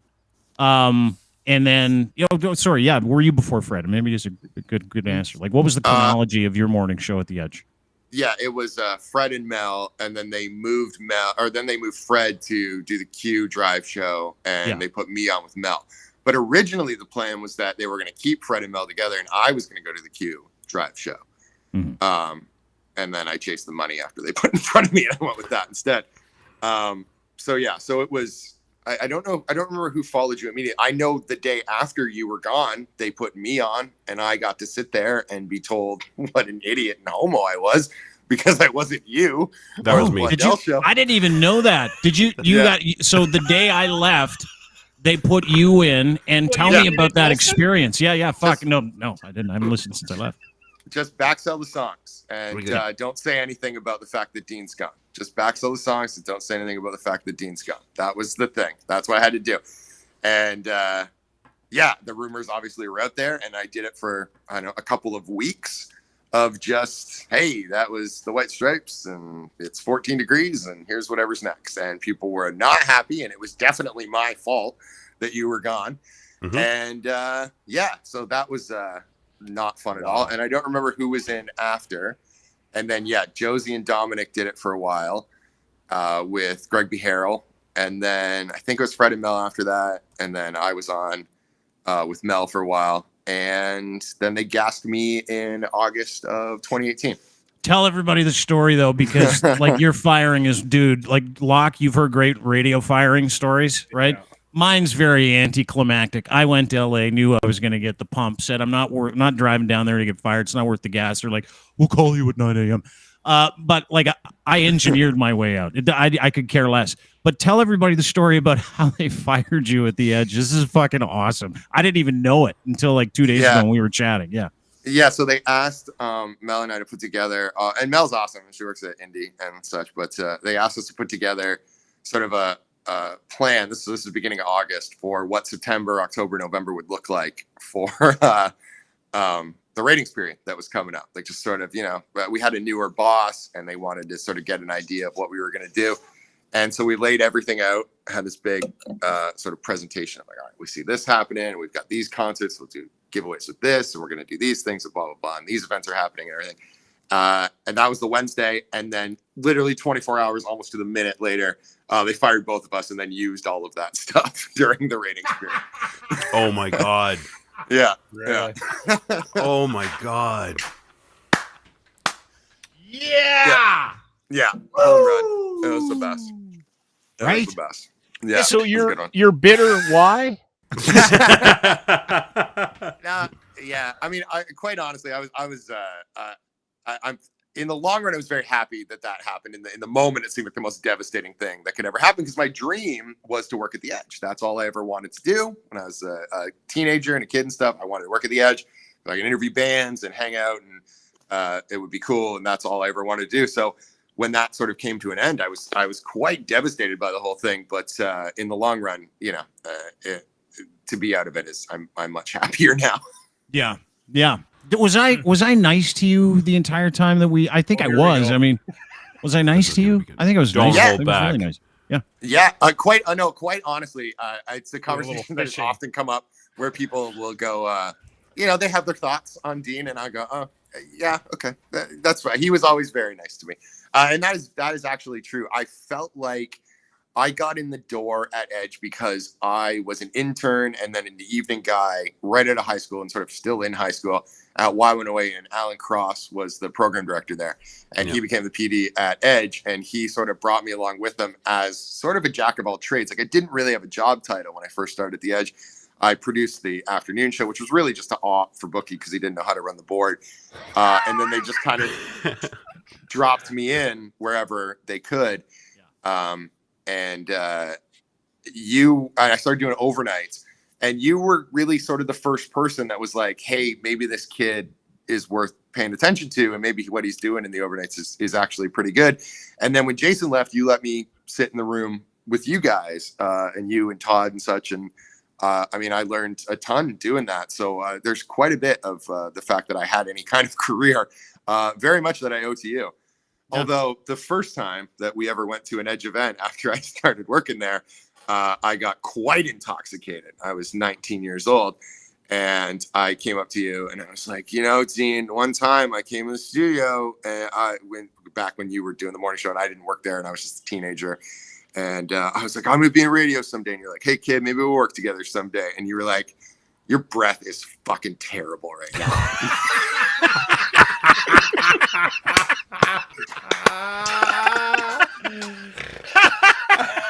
Sorry, dude. You know what? I love the setup. You were the reason why I got here, and then I remember when I met you as a teenager, and you made me feel like total shit. Thank you very much. And it was all because I'm like, was I nice to you? I don't remember if I was really nice to you. But after that was great. Yeah, no, dude. Listen, you're one of the most talented cats. Like, I remember when you came on the edge, and I'm like, we need more people like him that are young, that are not jaded, that want to go out there and do stuff, that want to like do a show. Like Adam was one of those guys, like you. Car. Yeah, no, Adam never parked coffee. Break fire alarms. Those guys to do shit, like run the boards because I'm too drunk at work to run the board. Shit like that, Adam. We need more guys like you. That's right. Yeah, we do. Go-getters. No, but he was one of those guys that like didn't have an ego, right? Like and it was so hard to find those guys because I had an ego and everybody I worked with had an ego, but Adam never did. Like he always had this. He's like protective of himself, but at the same time, he was like always willing to do anything that anybody needed to, like in terms of help. And, and if we needed him to jump on and be part of the show or come in and produce or go places with us. And dude, we had a riot. I mean, we've been drunk probably 4,000 times together. We've been to millions of events together. He's a ride or die guy, which is what gives me great pleasure to announce that he's joining DeanBlundell.com, ladies and gentlemen. Hey, nice. Yeah. Thank you. That's right. That's right. We're taking all the people that Chorus fucked, and we're gonna put them on the air here. Except for that brother-sister duo, they were fucking terrible. The ones that came in after you and did all your stuff. What were their names? Like Max and Ruby or something? They were fucking so bad. Donnie and Marie. Yeah, I'm like you. I haven't listened since. I don't know. I would assume it was too much sexual attention. That's why that show didn't work. Probably. Ew. They were brother-sister too. Ew. Every time they talked about sex, I had people go, dude, is it weird that I'm listening to your old radio station and a brother and sister are talking about sex? I'm like, I don't know anymore, dude. I don't know what they're asking for. Yeah. I find something very interesting, and it actually it's very interesting because of my relationship with Dean, and also because of me and what people hear about me in this industry. I don't know what it is. And this is something that I think has got to change. For some reason, we shit on our young in this business. Like if you have any modicum of success in radio, in broadcasting in Canada, people will go out of their way to fucking tear you down. If you ask anybody anything about me, they're going to shit talk me in this business. Anybody I've ever talked to about Dean has shit talked Dean. It's fucking crazy. We got this weird thing in this competitive industry, and I understand the competitive nature of it, but it's always kind of baffled me that we do that. And I've tried to stay away from the whole gossiping about other people. If I know you and I don't like you, I'll tell you.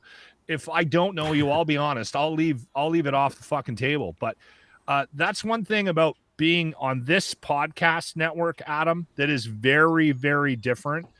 Everyone seems very excited about what we're doing, and we're making no fucking money. Like no one's benefiting like financially from this, right? At this point, I know Dean's working on that, but we're all just fucking never mind here. He's got to go. He's paying $40 for a case of Coke, and you're telling him he's not making any fucking money. Log, yeah, good job. That's called there's a community employee here. Retention. There's a community here, and people are excited about collaborating, and I mean we're all really disconnected at this point, but it just seems different. I mean, I'm still in radio. I still get up every morning, and I love what I do, and I have no complaints, and I have a very good situation where I am. I've been given a lot of rope to hang myself, and we do just about every day, hang myself. That is, but there's no camaraderie anymore. There's no in the business. It's well, even in the building, like, you know, radio was one of those really terrible industries for like competitive spirit, right? Like, and I used to thrive on that. Like, my goal every day when I was on the radio was to do two things: compel the listener to keep listening, and sewer everybody else's job that they were on at the same time as me. Like, literally everybody. It was, and I'm friends with some of those guys now. Like, I literally feel terrible about the things I said about Mad Dog. Like, terrible. And Billy, terrible. But like, it was my competitive advantage where I would get on the air and go, hey, you can listen to us, or you can listen to them tomorrow morning. Listen to what we're doing today, but tomorrow. Like, that's, and which is just effectively how I positioned us in the market, which was like, everybody steals from us, right? And that was that competitive thing, but I was fucking mean about it sometimes. And now to this day, I feel terrible because when I had to go work somewhere else, walking down the hallway at Rogers, seeing all the people I'd spent 15 years shit talking for a competitive advantage, they're like, how you doing? I'm like, hi, how you doing? They're like, I fucking hate you. Like, Ronson Mocha wouldn't even look at me when I worked at Rogers. Like, what the fuck? I'm not looking at that guy. But it was my pleasure. That was the thing, is it like I was so fucking competitive, but that industry bred that in us, right? Like, it was, you had to get ratings, and every 3 months, if you were a radio guy, you would get this thing called a book or a PPM, and that was a direct reflection of the job that you would or wouldn't have in the next ratings period, right? Yeah. And so when they're telling you to go out there and hammer away and get any competitive advantage you can, then you move into this digital space, and this digital space is all about strategic relationships. It's about helping other people. It's about cheering on other people's success, because everybody needs each other. This is the fucking Wild West. So if the bigger boat that you can get and the more people that you can help and the more tremendous personalities like Adam that we can bring into the fold, it works for us, and it should work for everybody else. But we're so fucking competitive still, and that's still in me. Like, am I competitive now with like government guys and mainstream media? Yeah, I'm just more competitive with the people that make everybody else's life shitty. That's where I come alive. And I think that that's the beauty of the digital space, right? Is that you have the ability to create. Like, Adam can do whatever the fuck he wants. He can do Adam in Australia. He can do Adam in Bondi. He can do, you know, Adam visits a Thai massage parlor in Sydney. He can do one right around the corner. There you go. Beat shots with body shots with Ricard. I mean, he can do whatever he wants. And then we can take what he wants to do and we can champion what he wants to do because we want him to succeed, right? That's this business. That business was like completely the opposite. And the fucking wild part, which is, Adam, you'll probably experience this in the next 3-4 months when you get through the PTSD of working in a radio station. But the wild part is that it takes like years for your shoulders to come down from this. Like, looking around, wondering if you're going to get fired, wondering what people are going to say about you. Like, it's wild. You can hear it. Like, you can hear it on the air. We can hear jocks that are scared to go into work every day. A lot of people also say that they think I'm an alcoholic. Really? It's fucking so odd that they would think that. Do you get that feel? Like, are you decompressing a little, Adam, from your time on the air? Are you and how you feeling? Yeah. I've been off now for about 5 weeks, and it's part of it is like it's just nice to not have running commentary on everything I do all of the time from listeners too. That's been a nice little break. But I think the sort of straw that broke the camel's back in radio in general was that they let a guy go at Bell who cared more than anybody. He was the PD, and he was there late nights, early mornings. He just cared the most. And when they let him go, we had a big meeting, and what they stressed to us, and must have said it 4 or 5 times, and it sort of broke the glass on everything for me. They kept saying, we just want everyone to know this wasn't performance-based. Like, that was supposed to make us feel better somehow. And I just thought, oh, so it's just inevitable. Like, it doesn't really matter what I do. It doesn't matter whether you work hard or not. You're going to fucking get shit canned eventually. Yeah. Who wrote that script? So what? So they said it's not performance-based. Busted his balls. Yeah. It's not performance-based. But... And then you, like, a light goes off where you're like, oh, and I'm busting my ass thinking that, you know, the foundation of my work self is performance based. Yeah, and I just sort of, I could just, I was kind of glossed over while they were talking, and I could just see sort of all of us on a spreadsheet, and like, okay, so he's gone, which means everybody moves down one, and now who's got the highest number next to their name. They'll be the next one to go. It's not performance based. And then they just keep moving them down and striking them off. Yeah, that was sort of it for me. I just thought, fuck, really? Like, and they were like adamant about it. Like, this is gonna be the one. They're gonna love this. They're gonna love this. Not performance based, guys. Not performance based. They're gonna rest easy tonight. They're gonna love that. And the fucking amazing part is that that's all it is. That industry is all performance based. It is all outcome and results. That's it. It has like, if you're an on-air person on the radio, and I'm speaking very specifically to you, if you're still on air, you know what I'm talking about. It's all results oriented. And here's the thing. Some people that work in that results / reputation based industry don't even get to see the results. Some people don't even get to see the numbers that they drive. They'll tell you that you got to hit certain marks, and then the ratings come out if you're a radio guy, and they'll say, yeah, good enough, but they won't show you what you did.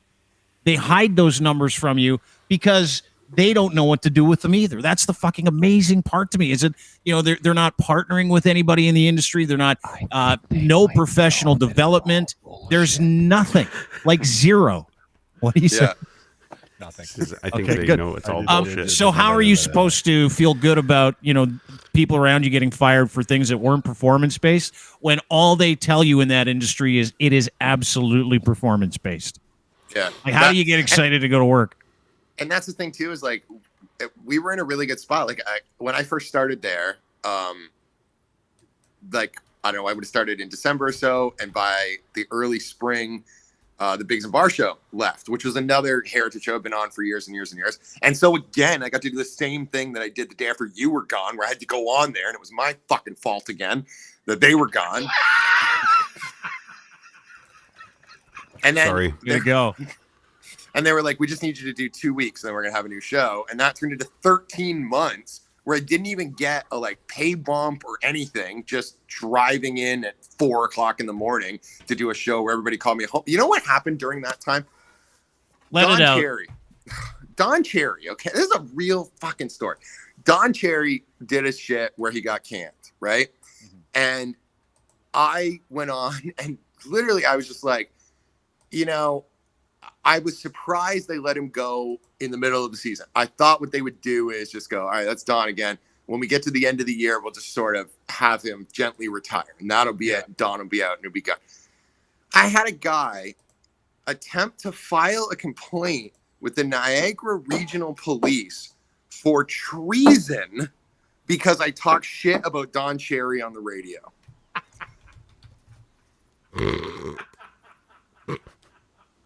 So are you in Australia because you're bitter? No, I'm fleeing treason charges right now. Fucking treason. Like, fuck. You should have put that guy on the radio. Yeah, I would have. The cop calls me and he's just like, this is an odd one. Wow. Did you say some things? Yeah, I don't know that qualifies ever. But regardless, so that was you know what I find interesting about this conversation. Like literally, I don't pay much attention to what's happening in the world of broadcasting. I've always been like that. A couple of people will, like, their names will shoot through, and I'll they'll register. But I kind of keep my head down and I do my own thing, and I've always been like that. I stay out of the politics of radio. I don't have a. Yeah, I've been the same way. Yeah, but there's a handful of guys across the country that I know of. And I know your name, and the sad thing about this is this industry is fucking destroying talent. People with like cherry fucking jobs in the country are saying fuck it, and they're moving to Australia. They are Seriously? selling everything and going to Australia and then doing a fucking podcast on Dean Blundell's podcast network because they can't do this job anymore. It's fucking sad. And at some point, there's got to be a shift. There has to be, like, this industry has to realize that they can't continue to bring in revenue if they don't have any talent. And if they keep pissing off the fucking talent or destroying the talent, like if somebody told me that there was a job, say at a heritage rock station in St. Catharines, Ontario, and it was open and they called me for advice on taking it, I would be like, dude, no, don't do that. Don't do it. And I've been in this business now since 1991. I've been fucking slogging it out for 100 years in this business. And I love what I do. I get up every morning, except when I'm really, really hungover. I'm excited to go into work. Like, I look forward to doing what I do every day. But like, if my kid came to me and told me that they wanted to get into this business, I'd be like, fuck that. No. Well, and think about Adam. Like, Adam, this is all he's ever wanted to do, right? Like, I never wanted to do this job. I just happened to be able to do it and do a decent job of it. But like, Adam, you grew up. No, I didn't want to. I still don't want to do it. But you grew up like loving this job, loving the idea of this job. But you grew up loving the idea of this job and doing this job and doing it at the highest level, like right out of high school. Like, you were one of those young up and comers that I'm like, that guy's got something. Fucking keep him in. Get him in every shift. Get him in anything that we can get him into. But now I look at you and you're like, it's gone. Like, the magic, the idea, like that's and it kind of changes you a little bit. Like, it changes your fucking belief system, because, you know, when you're in the business, you're like, these people want me to do a good job for them. I'm a person of some kind of value here. And then when you find out you're not, you're like, was I mistreated for a long time and didn't notice it? Like, have you had that thought yet? Yeah, a little bit. I look back, especially in sort of the first, I don't know, 5, 6 or so years when I worked at Edge. And, you know, early on, I was so enthusiastic and I was so excited to be there and I was willing to do anything. But like the amount of times that they took advantage of me, really, like I worked for 3 months without a day off at one point. Just every single day had a day off, and then I worked another 2 months straight through. Like, my regular schedule for about almost 3 years was that I would do Saturday afternoons from 12 to 6, and then I would go and DJ at the Underground Garage because I needed the income, honestly, on Saturday nights. And then Sundays I'd work 12 to 6, and then I would come back at 11 o'clock until 5:30 in the morning to do the overnight show, and then I do 2 more of those a week leading into your show. So that was my regular, like, weekly schedule: Saturday, Sunday afternoons, and then overnights 3 nights a week, and then filling in anywhere else they could possibly want me as well. So what's really weirdly frustrating too is that the people you deal with on like a daily basis, like the program director and the people in production and the other jocks and stuff, are trying so hard. Like, they are wonderful people. At Hits FM, I worked with some amazingly talented people, and you just watch it get beat out of them every single day. Like, you just see the glimmer. Like, there's a girl, Ashley Dara, who does the midday show at Hits, and now does middays in Calgary as well, because they were going to have her just do Calgary. And she was like, why would I move all the way out there for the little bit of money they want to give me? She ends up doing both shows.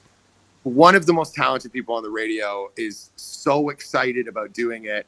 And I can see it. The glimmer just dims a little bit more and more, because she is trying so hard, and it's just like ramming your head into a wall.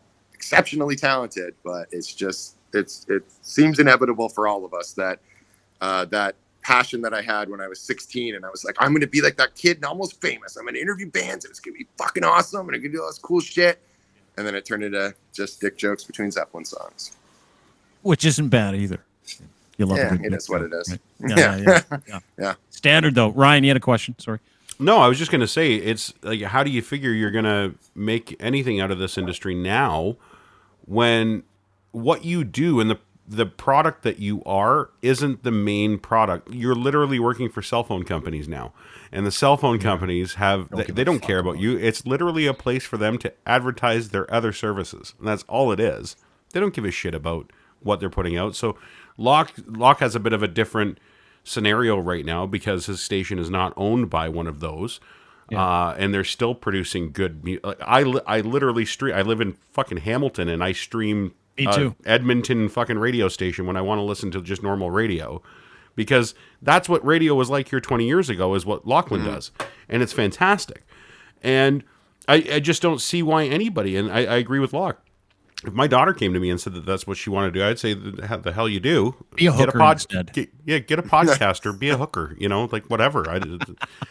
It's not, because I was the same as you, Adam. I wanted it so bad when I was, from the age of like 12. Like I fell in love with morning radio, like morning Jesse and Jean, Dean Lundell,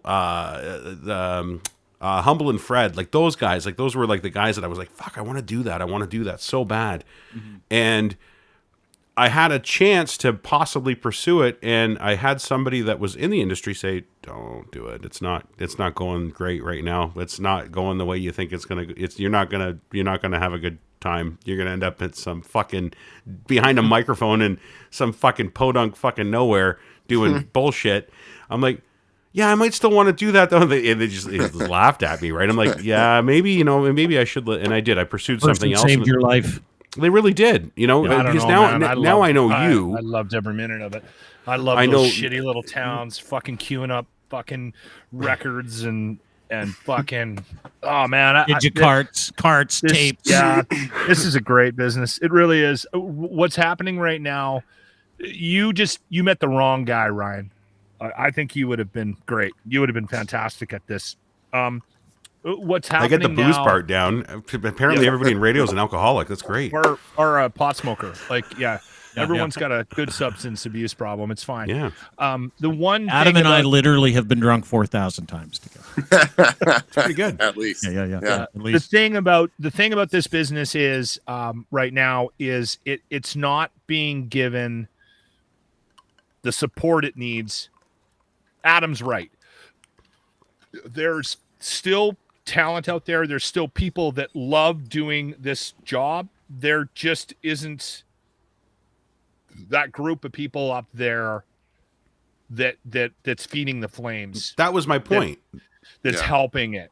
Like there's they don't care. So many people in this business now that are where Adam's at. Like, why the fuck am I? They're getting hauled into and it's boardrooms. It's happening 2 or 3 times a year. The whole staff gets hauled into a boardroom and gets told that the 4 or 5 people that got let go, this is why they got let go. And there's no excitement anymore. There's no people that, I mean, it used to be years ago, they would bring somebody in to help you create good content, right? And they'd sit you down in a boardroom with a bunch of fucking whiteboards all over the place, and you would come up with ideas for the fall campaign, and everybody would get excited about what's around the corner, right? That's not happening. Well, and they fire him the next day and steal all his ideas. Yeah. That's what happened there. Yeah. No, I agree with you, dude. And listen, I like the person that told you not to be in radio. I'm of one side of that opinion, which is probably good long term. Short term, it was a great business back when we were in it. It's just not anymore, right? It's just that thing. It's just become one of those things where nobody is treated well, and it's the culmination of them not treating people well for fucking years, right? Like 4 years, and they're getting what they deserve. Like a guy like Adam, for him to walk out of an afternoon drive gig in the GTA is unheard in of. St. Catharines on fucking at hits. the White House of Rock. Like that's like the dude, walked like, out. He's shit. like, fuck this place. I'm going to Oz and I'm going to live in a hostel and I'm going to get an apartment. I'm going to experience life on the beach because I just can't do this anymore. And he's not alone. Like we have Wendy Mesley and Maureen Holloway coming to the network. Part of the Sound Off Media thing that we're doing with Matt Kundle. They're starting this podcast with Women of Ill Repute. And the story of Maureen Holloway leaving a Rogers station and how she left and why she left is fucking astronomically weird to me. And same with Wendy Mesley. Like these broadcasters treated these women like absolute shit to the point where they're like, your reputation is no longer something that we want around here. So get the fuck out. Because we need to diversify, or we got to do this, or we got to do that. But those decisions are never made from a performance-based standpoint, right? They're made from like an ideologically based standpoint, or a woke standpoint, or another standpoint, which is fine. I get it. That part of this industry's changed. They're line items on a fucking budget. Dean. That's all these people. And you know what? They tried to tell us for years they weren't, but that's all we were, to these guys. And listen, when I got gassed or fired, whatever you want to call it, pumped, hammered, sent away, released from my employment, I had one day where I was stressed out, and all of a sudden it ended. Like it was over. I was like, It's that transition. Thank God. I don't have to walk by my boss's office wondering if he's talking about me. I don't have to worry about what we did that day. I don't have to worry about getting a phone call from someone who has no fucking idea what they're talking about, telling me that I don't know what I'm talking about, even though this is what they've asked me to do.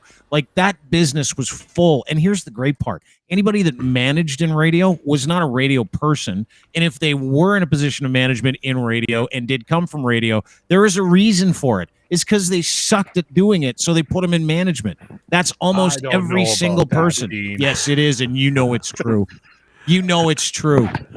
I worked in one of the most toxic buildings in this country, in the big stupid mall. The company I worked for was Newcap. They're now bought out by Stingray. The building, from what I've been told, because I still have friends there, is still fucking awfully toxic. I was actually cherry picked from Winnipeg. I made my way to Edmonton, got a good raise, a raise we couldn't say no to as a family. Moved to St. Albert, bought a house we couldn't fucking afford. Was there for 16 months and they shit canned me. And I was in my car driving home, and I literally felt the weight of this stress and this what I had gone through for 16 months. I was smoking 2 packs of Colt cigars a day. I was drinking 10 to 12 beers in my garage. By the way, I was trying to quit. I was drinking 10 or 12 beers a night in my garage by myself, sitting on the steps next to my fucking car. And I would drink till about midnight, pass out, get up, go into work the next day. And I phoned my wife, and I said to her, I said, I just got fired. And she said, oh my God, what are we going to do? We were in this stupid fucking house. We got stuck in this house we couldn't afford. Anyway, long story. And I said to her, I said, I think they just saved my life. Because I'm not wired to quit. I'm not wired to give up on something. I needed to be fired from that fucking place. It was fucking killing me. And that is not an uncommon situation in this business. And it shouldn't be like this. It's radio. This is the funnest fucking job on the planet. Like Adam said, we get to fucking hang out. We get to go to shows. We get to interview bands. We get to tell fucking party for a living jokes. Fuck, man, it's not supposed to be like that. It is not supposed to be like that, and it's become that. It's sad, and it's hard to fucking watch this business that I love get torn down. It's hard to watch one of the most talented guys in the country fucking quit and move to Australia. And you know what? They'll have a hard time filling that position, Adam. Oh, yeah. Because nobody will take it. And they probably won't. They probably won't fill it. And that's the thing. As soon as they're gone, they'll probably just voice track it. Yeah, that's it. They'll plug something in there just to fucking fill the void while they play the commercials and use it as a sounding board. I'm telling you, this is what happened to radio in this entire country. Is when the big ones ate it all up, it fucking destroyed it. Somebody in the comments earlier said it, and I agree with this. And it's so funny that I thought I was the only one that did this. In my car, AM radio is the only thing that stays on in my car. So I either listen to news or listen to somebody talk about something stupid. That's where I'll get some, I'll put 1010 on while I'm driving or something and get mad and pissed off at Jerry Agar or something, right? Because he's a piece of shit. But it's great. We're regressing even in, they went and spent all the money on digital FM, and now we're all moving back to AM because, fuck, we can't stand you on FM anymore because you guys ruined it. You fucking broke it, And that's coming from a listener. I'm not a staffer like you guys. I wasn't in it like you guys. That's from the outside. From the outside, we fucking hate it too. Adam, you want to say something? Well, I agree with the idea of it did kind of in a weird way save my life too, getting fired at Edge, because I never would have quit. I'm not programmed like that either. At least I wasn't. And then as these things sort of started to fall in line here at Hits, which I must say, it was completely toxic at Edge. It was a horrible environment in hindsight to work at for a very long time. It wasn't really like that at Hits. There's a lot of really good, talented people who on a day-to-day basis, it's the sort of looming cloud over top of it that is like at any day could be your last day just because there's a number that's too big next to your name on a spreadsheet. Like that was sort of the thing. The other part of it too was like I spent 18, 19, almost 20 months at home doing the show, like during the pandemic. Like it was just me on a laptop pre-recording bits on stuff that you make better phone calls now than the way this shit sounded that we were recording. And no one cared to sort of fix it or make it sound better. And we were taping, you know, a 5-hour show an hour before it was supposed to start. So there was no immediacy. There was no, but there was also no solution to make it live or do anything like that. Just, you know, tape it and put it up and it'll be fine. And I just sat at home the whole time. So I guess part of it, it didn't have a chance to be toxic because I was there for just shy of 4 years and I spent almost 2 of that at home. So, yeah, but now that's part of sort of this. I know it's crazy for people to go like, so you just quit your job, a good job, and just sold all your shit and moved to Australia. But I just really kind of wanted to like take hold of my life and be like, I'm not going to wait for them to throw me out of my ass and figure out what I'm going to do. I'm just going to do it now. Because why am I waiting for them to control my life anymore than they already have? You know? Yeah, good for you, man. That is Fucking Adam box Ricard. wine. There you go. Box wine. A couple of hookups on Facebook. You're Cardboard good. dough. Activate that Tinder account. You're gonna have a great time in Oz, man. You're gonna have a real good time. At _Adam TR. _ Adam TR is where you can follow him on Twitter. And we're working on now exactly what we're going to do with Adam, which is really whatever Adam wants to do, which is the beauty of this space, is that we want to empower everybody to do the content that they want to do. We don't want to tell them what to do, because if they're passionate about the content, then they'll be really good at their job and everybody's going to win. So anyway, we can support that. We're here, dude. Great to see you. Always great to have you on the show. Sorry we talked about Dirge for like the last 30 minutes of your appearance, though. I'm sorry. No. Sorry we talked about your terrible experience, life experience. But I'm fucking super proud of you, dude. And you know that. We've known each other for a long time. Seeing you take control of your life, as you dictate at the end of the show, seeing you take control of your life is like fucking, it jacks me up every time I see someone go, that's it, I'm leaving, and for nothing. Because it's an indictment of the industry. It's an indictment of the people that are in it. And everybody should be paying attention to people like Adam. They're choosing to walk away from that industry, dude. Yeah, and especially with spaces like this that exist, it feels a little intimidating as just sort of a big blank canvas, and I have to figure out what I'm going to put on it. But we've got some good ideas, some cool stuff that's coming up, and I'm very excited to get started. So we're going to we'll talk about the world and what it's like out here in Australia and such, and I'm going to talk to some very interesting people that I know, because I think that's something that is kind of lost right now too, is just literally having conversations with people that are genuinely interesting, and try to learn some stuff and see some new perspectives on the world, and maybe even become better people through the Dean Blundell Network. Who fucking saw that coming? Not me. That is Adam Ricard. Adam, I'll let you go. I know you probably got to sleep off that hangover. Go get yourself a Caesar or whatever. Go get a $40 Caesar. We'll talk to you soon. All right, see you guys. All right, man. Take care. Adam Bye, Ricard. Adam. Thanks, Shy man. away from nudity professional. on the podcast. Oh, he missed Adam that. Ricard. I'll send him a tweet. How about that, eh? Guy just fucking was like, I'm out. Chris Rook joins us. Rook! Sir Monkey Cock. No. Rookie? There it is. Yeah. There it is. You got it Mr. right Monkey this time. Cock. Sir So Monkey Are you Cock to guys you, are you Ryan. guys worried about monkeypox? No, I'm it's worried not about going to kill Monkey you. Cock. No, dude, the reason why Chris came in as Sir Monkey Cock the third today instead of Chris There's a Rook. reason. I'm Is- worried about monkeypox. So they were talking about monkeypox on It's gonna CP24 touch today, your the dick. news station, and the announcer is like, another case of monkey cock. I mean, monkeypox. I've got the video. You got the video? No, Did you get it? come on. Oh, I got the video. Did you get the Yes, video? please. It's Dude, hilarious. because- The You reason gotta I hear the came story. on is because I was talking to my wife about our days.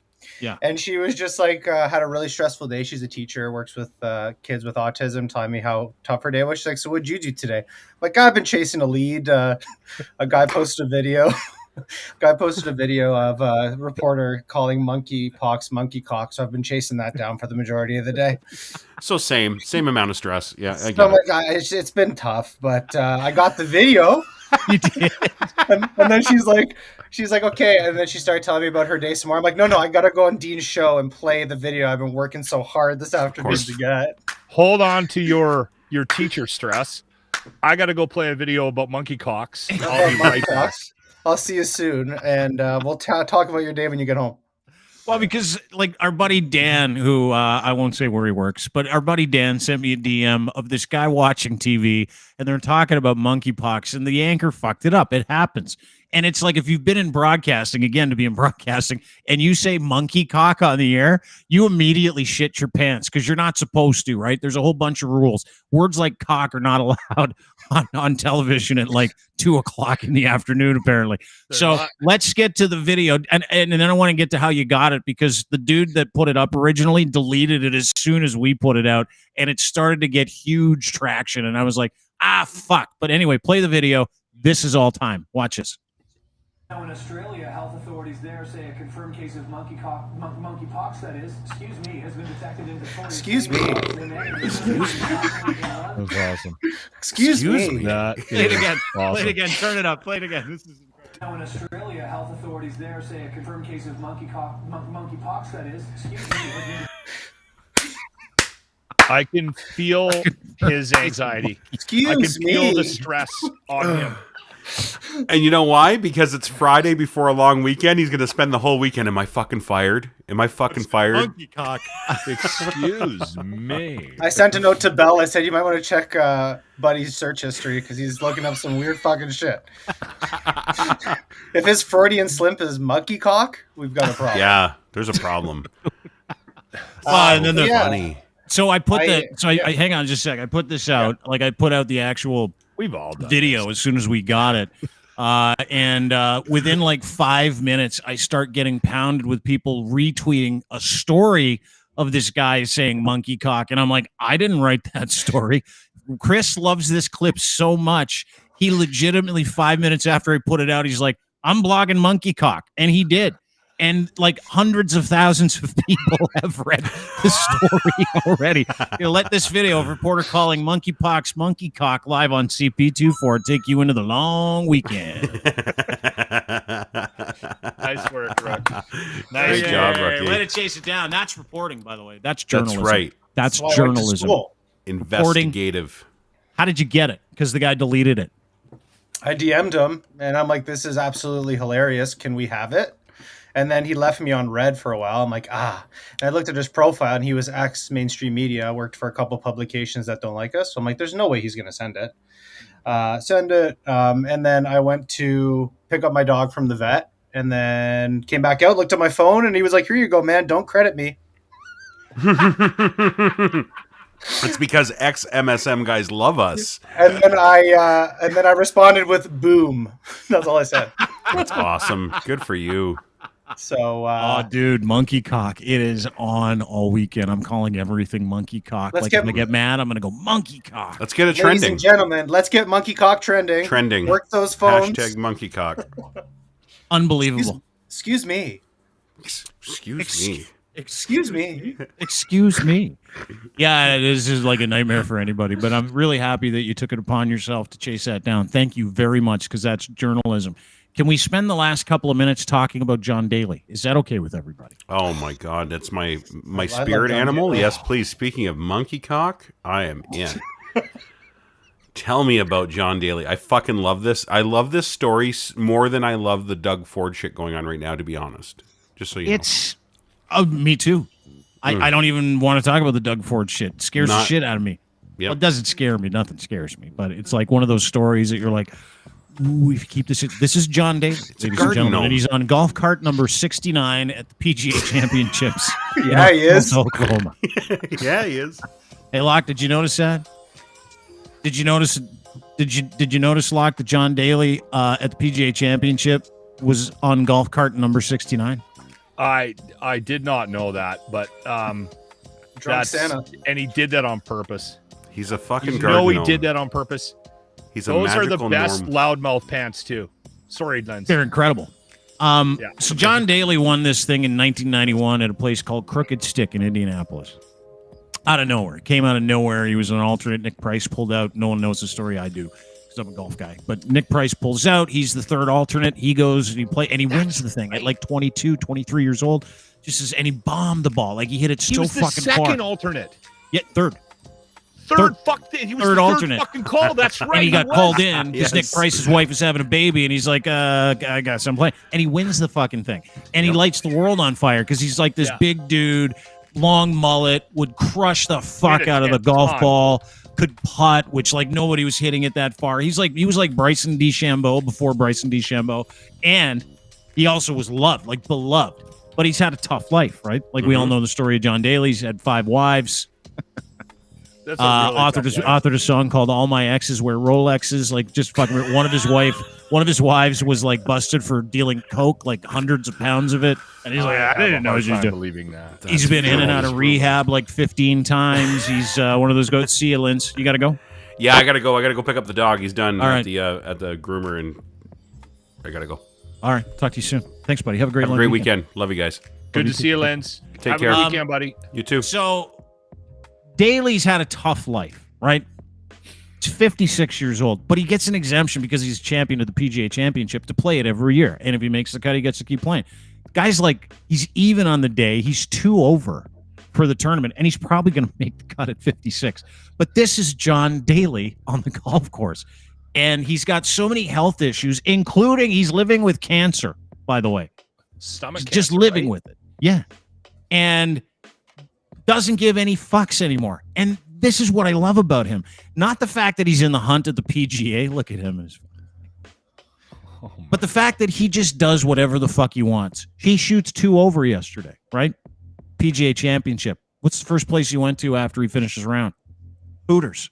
This is him at the Hooters in Tulsa, which, by the way, have great wings. Hooters does have good wings.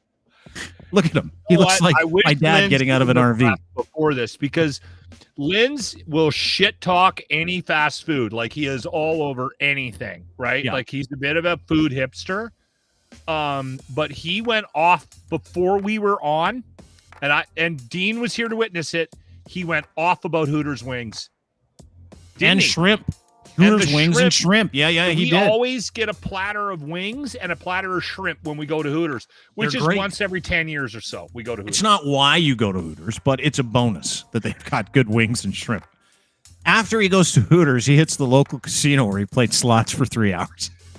Look at him. Look at him. He looks Look at like him. that guy. I love him so much. He does not care. He has no ego left. He hasn't shaved in years. He looks like Santa. His beard is all stained from smokes, too, and he doesn't care. Yeah. Not only is he fucking like a total weapon on his own, he's got his son into the Hooters business as well. That's him and his son. Can't Is express his how son excited any I am good? to be with my Hooters family and have my. Yeah, he's a fucking knockout golfer too.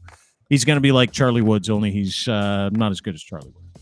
Couldn't ask for a better relationship. Proud to represent the worldwide brand. He and his son with a couple of just rockets. wearing Hilarious. super tight clothes. The dude is just himself. And you know what was amazing about him? And it wasn't Hooters, that was cool. It wasn't the casino, that was neat. It was what he put in his body yesterday. This is During 18 phenomenal. holes of golf, Somebody followed him around and kept track. he smoked 21 cigarettes, drank 12 large fountain Diet Cokes, Look at the shit locker on him. 6 large bags of peanut M&Ms, and 0.0 ounces of water. This is all he ate.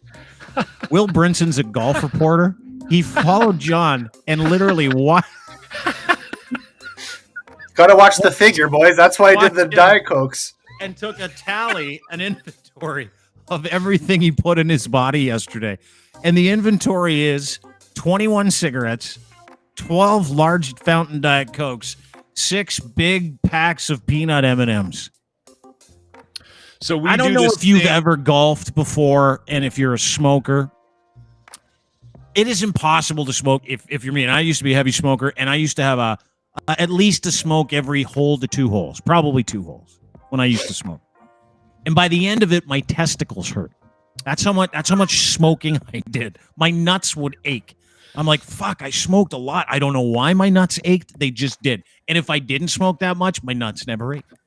So 21 cigarettes is almost metaphysically impossible to smoke in a 4.5 hour round of golf. And then you add in time to drink 12 large fountain drinks and eat 6 packs of peanut M&Ms. fuck. He's It's incredible. It's unbelievable. So Army Chris, who is a heavy smoker, does this thing every year with me because he wants me to start smoking again. A lot of people want to see the old Lachlan, which was a pack and a half, 2-pack a day smoker. And they want me to start smoking again. And because they've never been around me when I smoked. And so we do this thing called the Smoke a Hole Classic every summer. And so Army Chris, who smokes reserve cigarettes, he's got a hookup, and like they're not well made. He smokes res cigarettes, and he will smoke a cigarette a hole while we golf. He has said that's one of the hardest things he does. That Smoke a Hole Classic every year. That's 18 holes. That's 18 cigarettes. Daly did 21 yesterday during a professional golf tournament. A smoke and a fifth. A smoke and a fifth. 2 over in the hunt. Dude is like, if I'm gonna look at the fucking leaderboard right now, and I can tell you, what is he? Is he? I think he's even on the day. Was he 2 over? No, he's 3 over. 5 over now. 3 over in his second round. He's through 11 holes. Not gonna make the cut.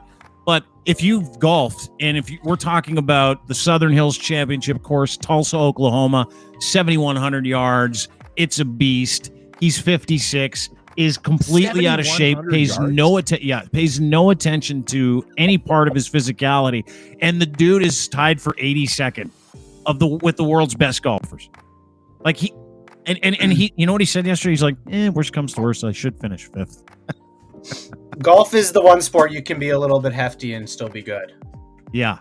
Baseball. But at 56, like the guy is so unhealthy, he has to take golf cart number 69 around in every tournament. And I love him for it. Yeah. I don't know what it is. Like he knows he's going to die early. And and that's what he said when he announced he had cancer. It was one of the nicest things I've ever seen, actually. And I thought it was like fucking cool.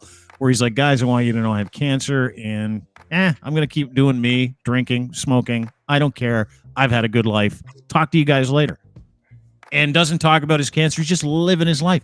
And that's how he wants to live his life. And how could you not think that's fucking cool? Apparently, he also sells merch out of his van.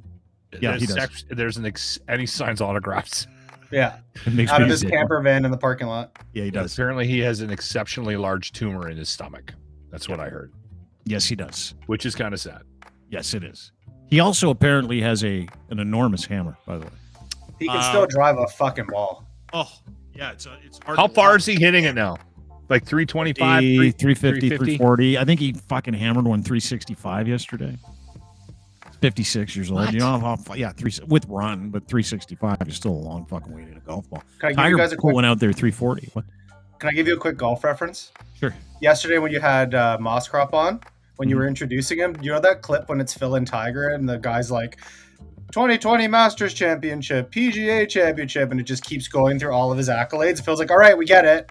That was basically you guys introducing David yesterday. It literally took a minute and a half for you to tell him about. We're trying to make him feel good. We want him to stick around for more than 10 minutes. He's great. But it was just like that whole part just reminded me of that. And it was friggin' hilarious. Because it was just like author, PhD. Oh yeah, he's got it all, dude. I only bring on people who have way more knowledge for me than I do. The interesting thing about David, for me, we've had him on a couple of times, is the parallels of our lives, like myself and David. Like there's so much synergy there. Yeah. There's a lot of connection. Well, you're both academic. We're both academics. Yeah, he has you both have a lot of things on your walls. Yeah, I have a lot of stuff on my wall. He really, really likes Top Gun Maverick, right? Like he's looking forward to the movie. I'm looking forward to the movie. You love getting greased. He loves getting greased. There's just like, I think we should bring him back. He's kind of like a brother of mine, really. Yeah. Okay, lads, I got to take off because my wife's home and now she has to tell me about her day because I didn't want to listen. Thanks for getting the monkey cock clip. Thank you. You spent a lot of time on monkey cock today. It's time to spend time on your wife. Thanks, no, buddy. She's at a bachelorette this weekend, so I'm getting greased on the golf course just to tie it all in. Fuck, attaboy, go do it. Go full John Daly this weekend. Oh, I'm going to FaceTime you guys. Get cart number 69 and send me a picture. I'm going to FaceTime both you guys on Sunday at Crossman's Golf and Country Club in Milton. All right, buddy. I look forward to it. FaceTime me, I'm going to be fucking mad at you. Yeah. I will. I'm going to be juiced. Good. We look forward to it. 22 smokes, by the way. That's your goal. One more I than do Daly. smoke when the wife's not around, as you guys saw I at the know. Jays game. I think I had Oh, 12. I did see you smoking at the Jays game. I'm like, Ryan, give me 4 before I go to the GO train. 10-minute walk. I did all 4. Okay, bye, guys. See you, buddy. Take care. Chris Rook, our head of production and blogger here at Dean Blundell. That's a good kid. One of the best. He is a fucking good kid.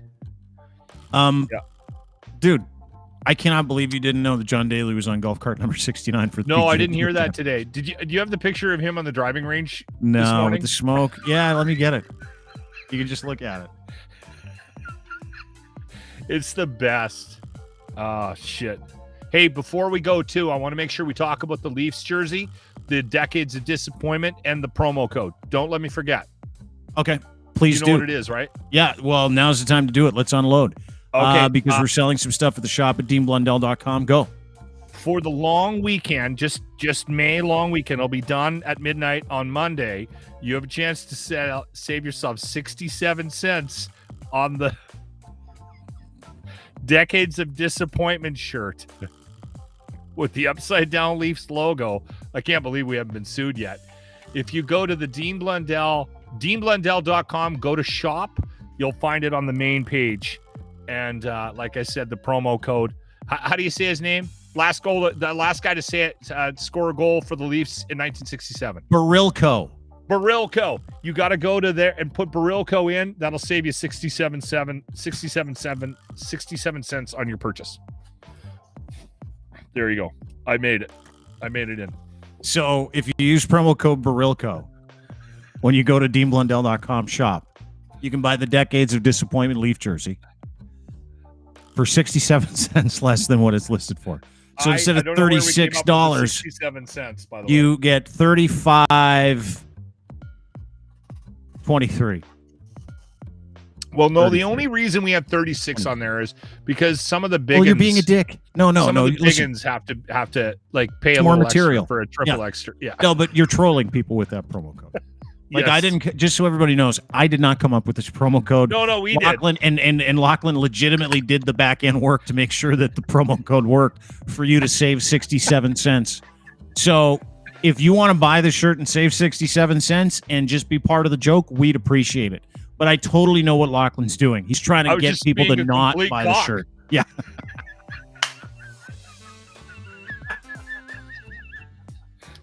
You know, can I say something too before we We go could have about been the Leafs? $3. It could have been $5. We would have we'll still make a couple of bucks if we'd throw a $3 promo. No, 67 cents. It's funnier, right? Just to send it home for people. Like, you're going to save the exact amount of money as many years as the Leafs have not won the cup. 67 cents. That's what it's worth to you. But I was laughing because I'm driving home yesterday and I was actually listening to sports radio, and the people that own the Leafs own sports media in this town, which is why nobody ever shits on them, right? And they've skated. Like, they've skated since losing a historic 5th Game 7 in a row in the first round. Nobody has held them accountable in the city. Like, not one person. And I'm listening to this dude who I actually respect, and I know his name is Arash Madani, and he was the very first time. And I'm like, guy's going to get fired. That's all I could think. Like, he was tearing a strip off the Leafs. And on a radio station that is owned, but no, dude, not in this city, not many. Like, I mean, people that have are people that are on the outside looking in. The Toronto Suns of the world, the Coxes of the world, like those guys have gone after. But like, I have, it dawned on me. Not only do I think Arash Madani is one of the greatest broadcasters, sportscasters, and he's a very principled individual. It dawned on me. I'm like, oh my God, that's right. These guys own the team, which is why nobody holds them accountable, which is why when Brendan Shanahan and Kyle Dubas were sitting there going, oh, it's all part of the process. 5 years in a row. 5 years in a row. And they're like, no, everybody's coming back. I'm like, 5 years in a row. You haven't been able to fucking figure it out. And every year they say we're going to add these other pieces. 5 years. And the fact that no one has lost their job over this is unbelievable to me. Like, I like Kyle Dubas as a person, and I know he's trying to do a decent job, and I get that it's a process, and I know Brendan Shanahan's, but it's been 5 years. They had Babcock in there for a few years, fired him. Brendan keeps his job, bring in Dubas because they let Lou Lamoriello go. And for 5 years, they've had the exact same result. Isn't that the definition of insanity? And it only happens in this market. That's the fucking crazy part. It only happens here. No, it happens in other markets too, where teams. The microscope's on Toronto. That's the difference, Steen. It isn't guys, though, dude. Like, these guys are allowed to do and come and go however they please. Like, they are so well insulated because the media that reports on them owns the team that they've and dude, I worked at the Fan. There was one of the things they used to say is don't eat your own, don't eat company business, don't go after the Blue Jays, don't go after, like, it was fucking on. Like, I can say that for a fact. And so when I heard Arash Madani talking about it, I'm like, he's gonna get fired. There's no way he's going to be allowed to say that again. Can I tell a quick story? So I worked for the company that didn't even own the broadcasting rights for the Oilers, but we had a sports station in the building. So this was back when I was working at the Bear, and I left the Bear to go to Cruise 6 years ago, 6+ years ago now. And I've been doing mornings there ever since. And the reason I left is because, well, one, I had an opportunity to do mornings, which is the thing that I wanted to do. And it was a really good decision on my part. And I worked at that radio station for 5 years, I think, the Bear.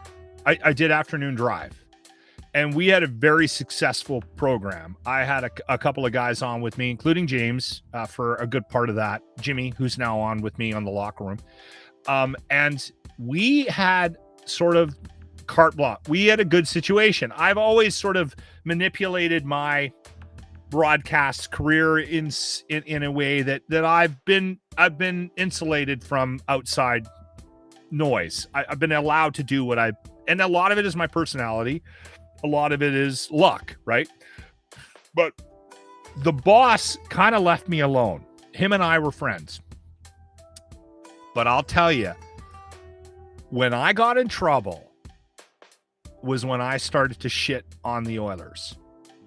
If I made any comments, which we did on a fairly regular basis, if I took a shot at Cates, if I made any comments, he was in the room, like right away. Lock, hey, are you sure? And I'll tell you why.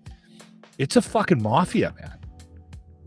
These guys, they own Sports these owners? cities. Big time. And they would literally, there were guys that worked for like higher ups. Yeah. If anybody said anything, they would get. So when he was in my room telling me, hey, listen, can you take it a little easy on Daryl? Like, what he was doing was he was trying to avoid a phone call from a higher up at the Edmonton Oilers.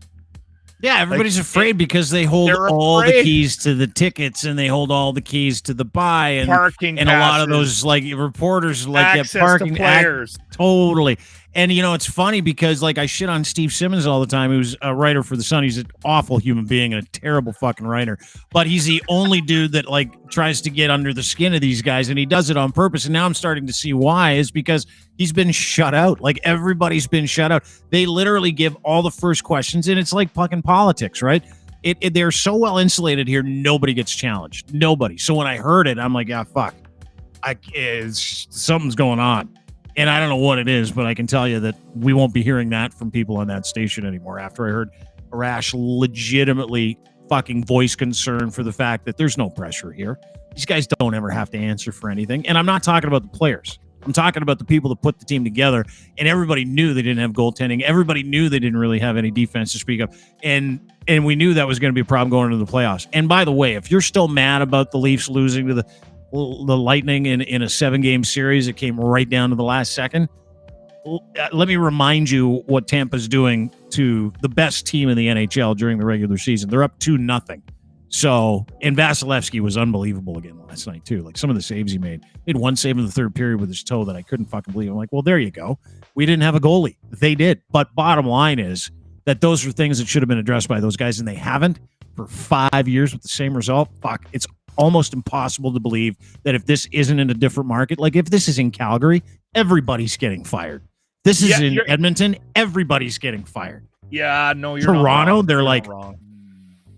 No, let's stay the course. That wasn't that bad, was it? I would have got. I don't know if I would be getting rid of Shanahan, but I think I would be getting rid of. I think Dubas has to. I think you got to get somebody in there that listen.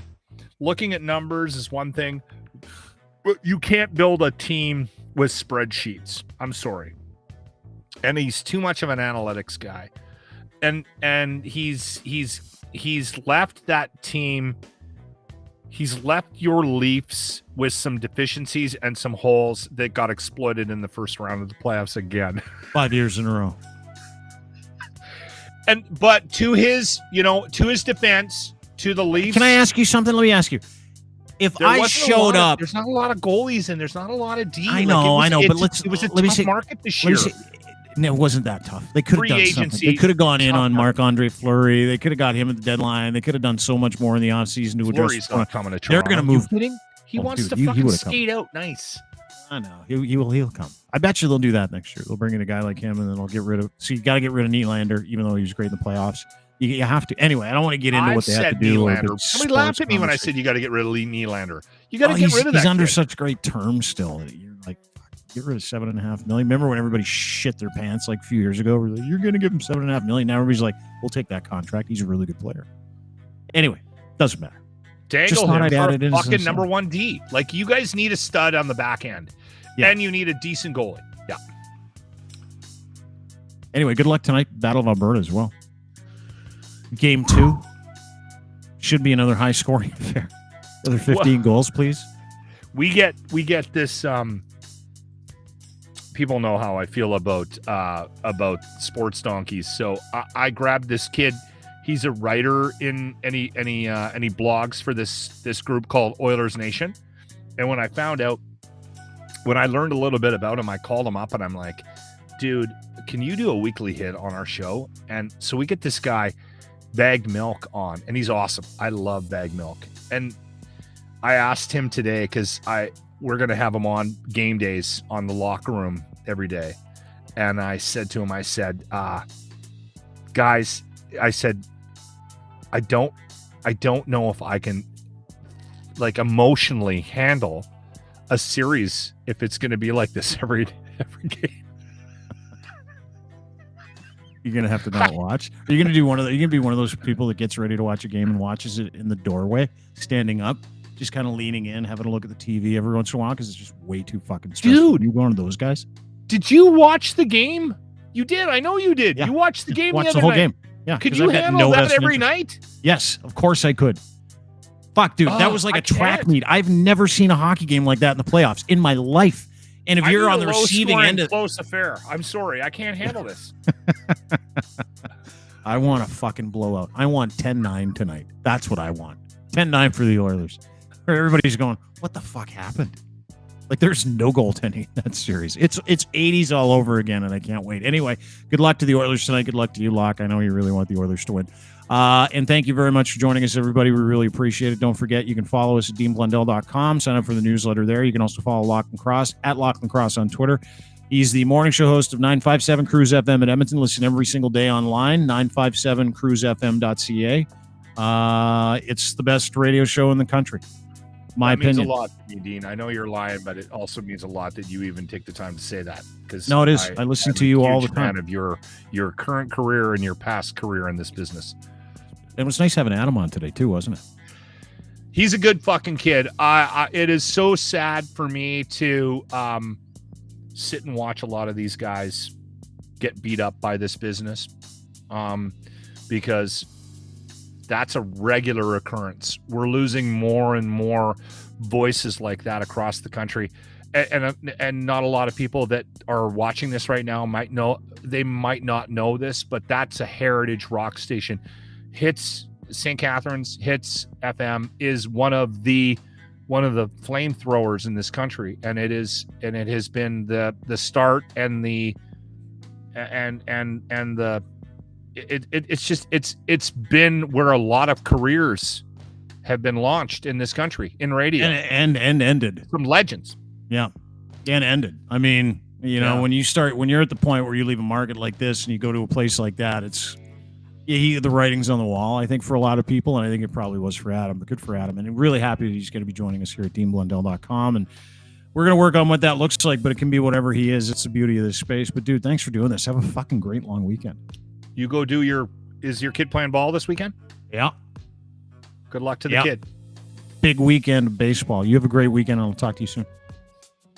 Take care. Lachlan Cross, 957 Cruise FM in Edmonton. Thanks, everybody, being part of the show. Really appreciate it. Story about Elon Musk, Doug Ford. Make John Daly your hero today. We need more heroes like John Daly. Thanks all. Have a wonderful day. We'll see you the next, we'll see you Monday or Tuesday, one of the two. But have a great long weekend. Thanks to our friends and partners over at at edsfineimports.com. His gifts should be on you. They are on me. They can be on you too. GITCH3 is your promo code. Go to Ed's Fine Imports, order a couple pairs online. He'll send you a free pair when you do so. Use promo code GITCH3. Huge online clothing store as well. Clothing for men and boys. They've got great jeans, the stretchy ones, 34 Heritage, a ton of stuff, and they'll send it to you. Ed's the best. Canadian underwear. Gitch, edsfineimports.com. Boxer briefs, made to move with you with the pouch in the front. We wear them, so should you. edsfineimports.com. Domination.com, helping you do content and promos and helping you take your content, put it in a file, and save like hours of time. 72 promos takes 5-7 minutes, something like that. It's ridiculous. So if you do content, game, stream, and you want some help in putting some promos across all platforms, go to Domination. Try them for free today. DMNTN.com. That is DMNTN.com for Domination. Dominate with your content. And of course, Easy Auto Financial, helping you get into a car and get that financing that you need for your vehicle. It's hard to get financing. Sometimes your credit sucks. These guys are great at that. Good credit. They're great at that. And they make everything turnkey, and they don't charge you for your financing. Go to them today, easyautofinancial.ca. Sign up and check them out. And let them help you buy a new car. That's what they do. Thanks. Be safe. Enjoy the weekend. Give away your privilege. Have a good one. We'll see you soon. Bye.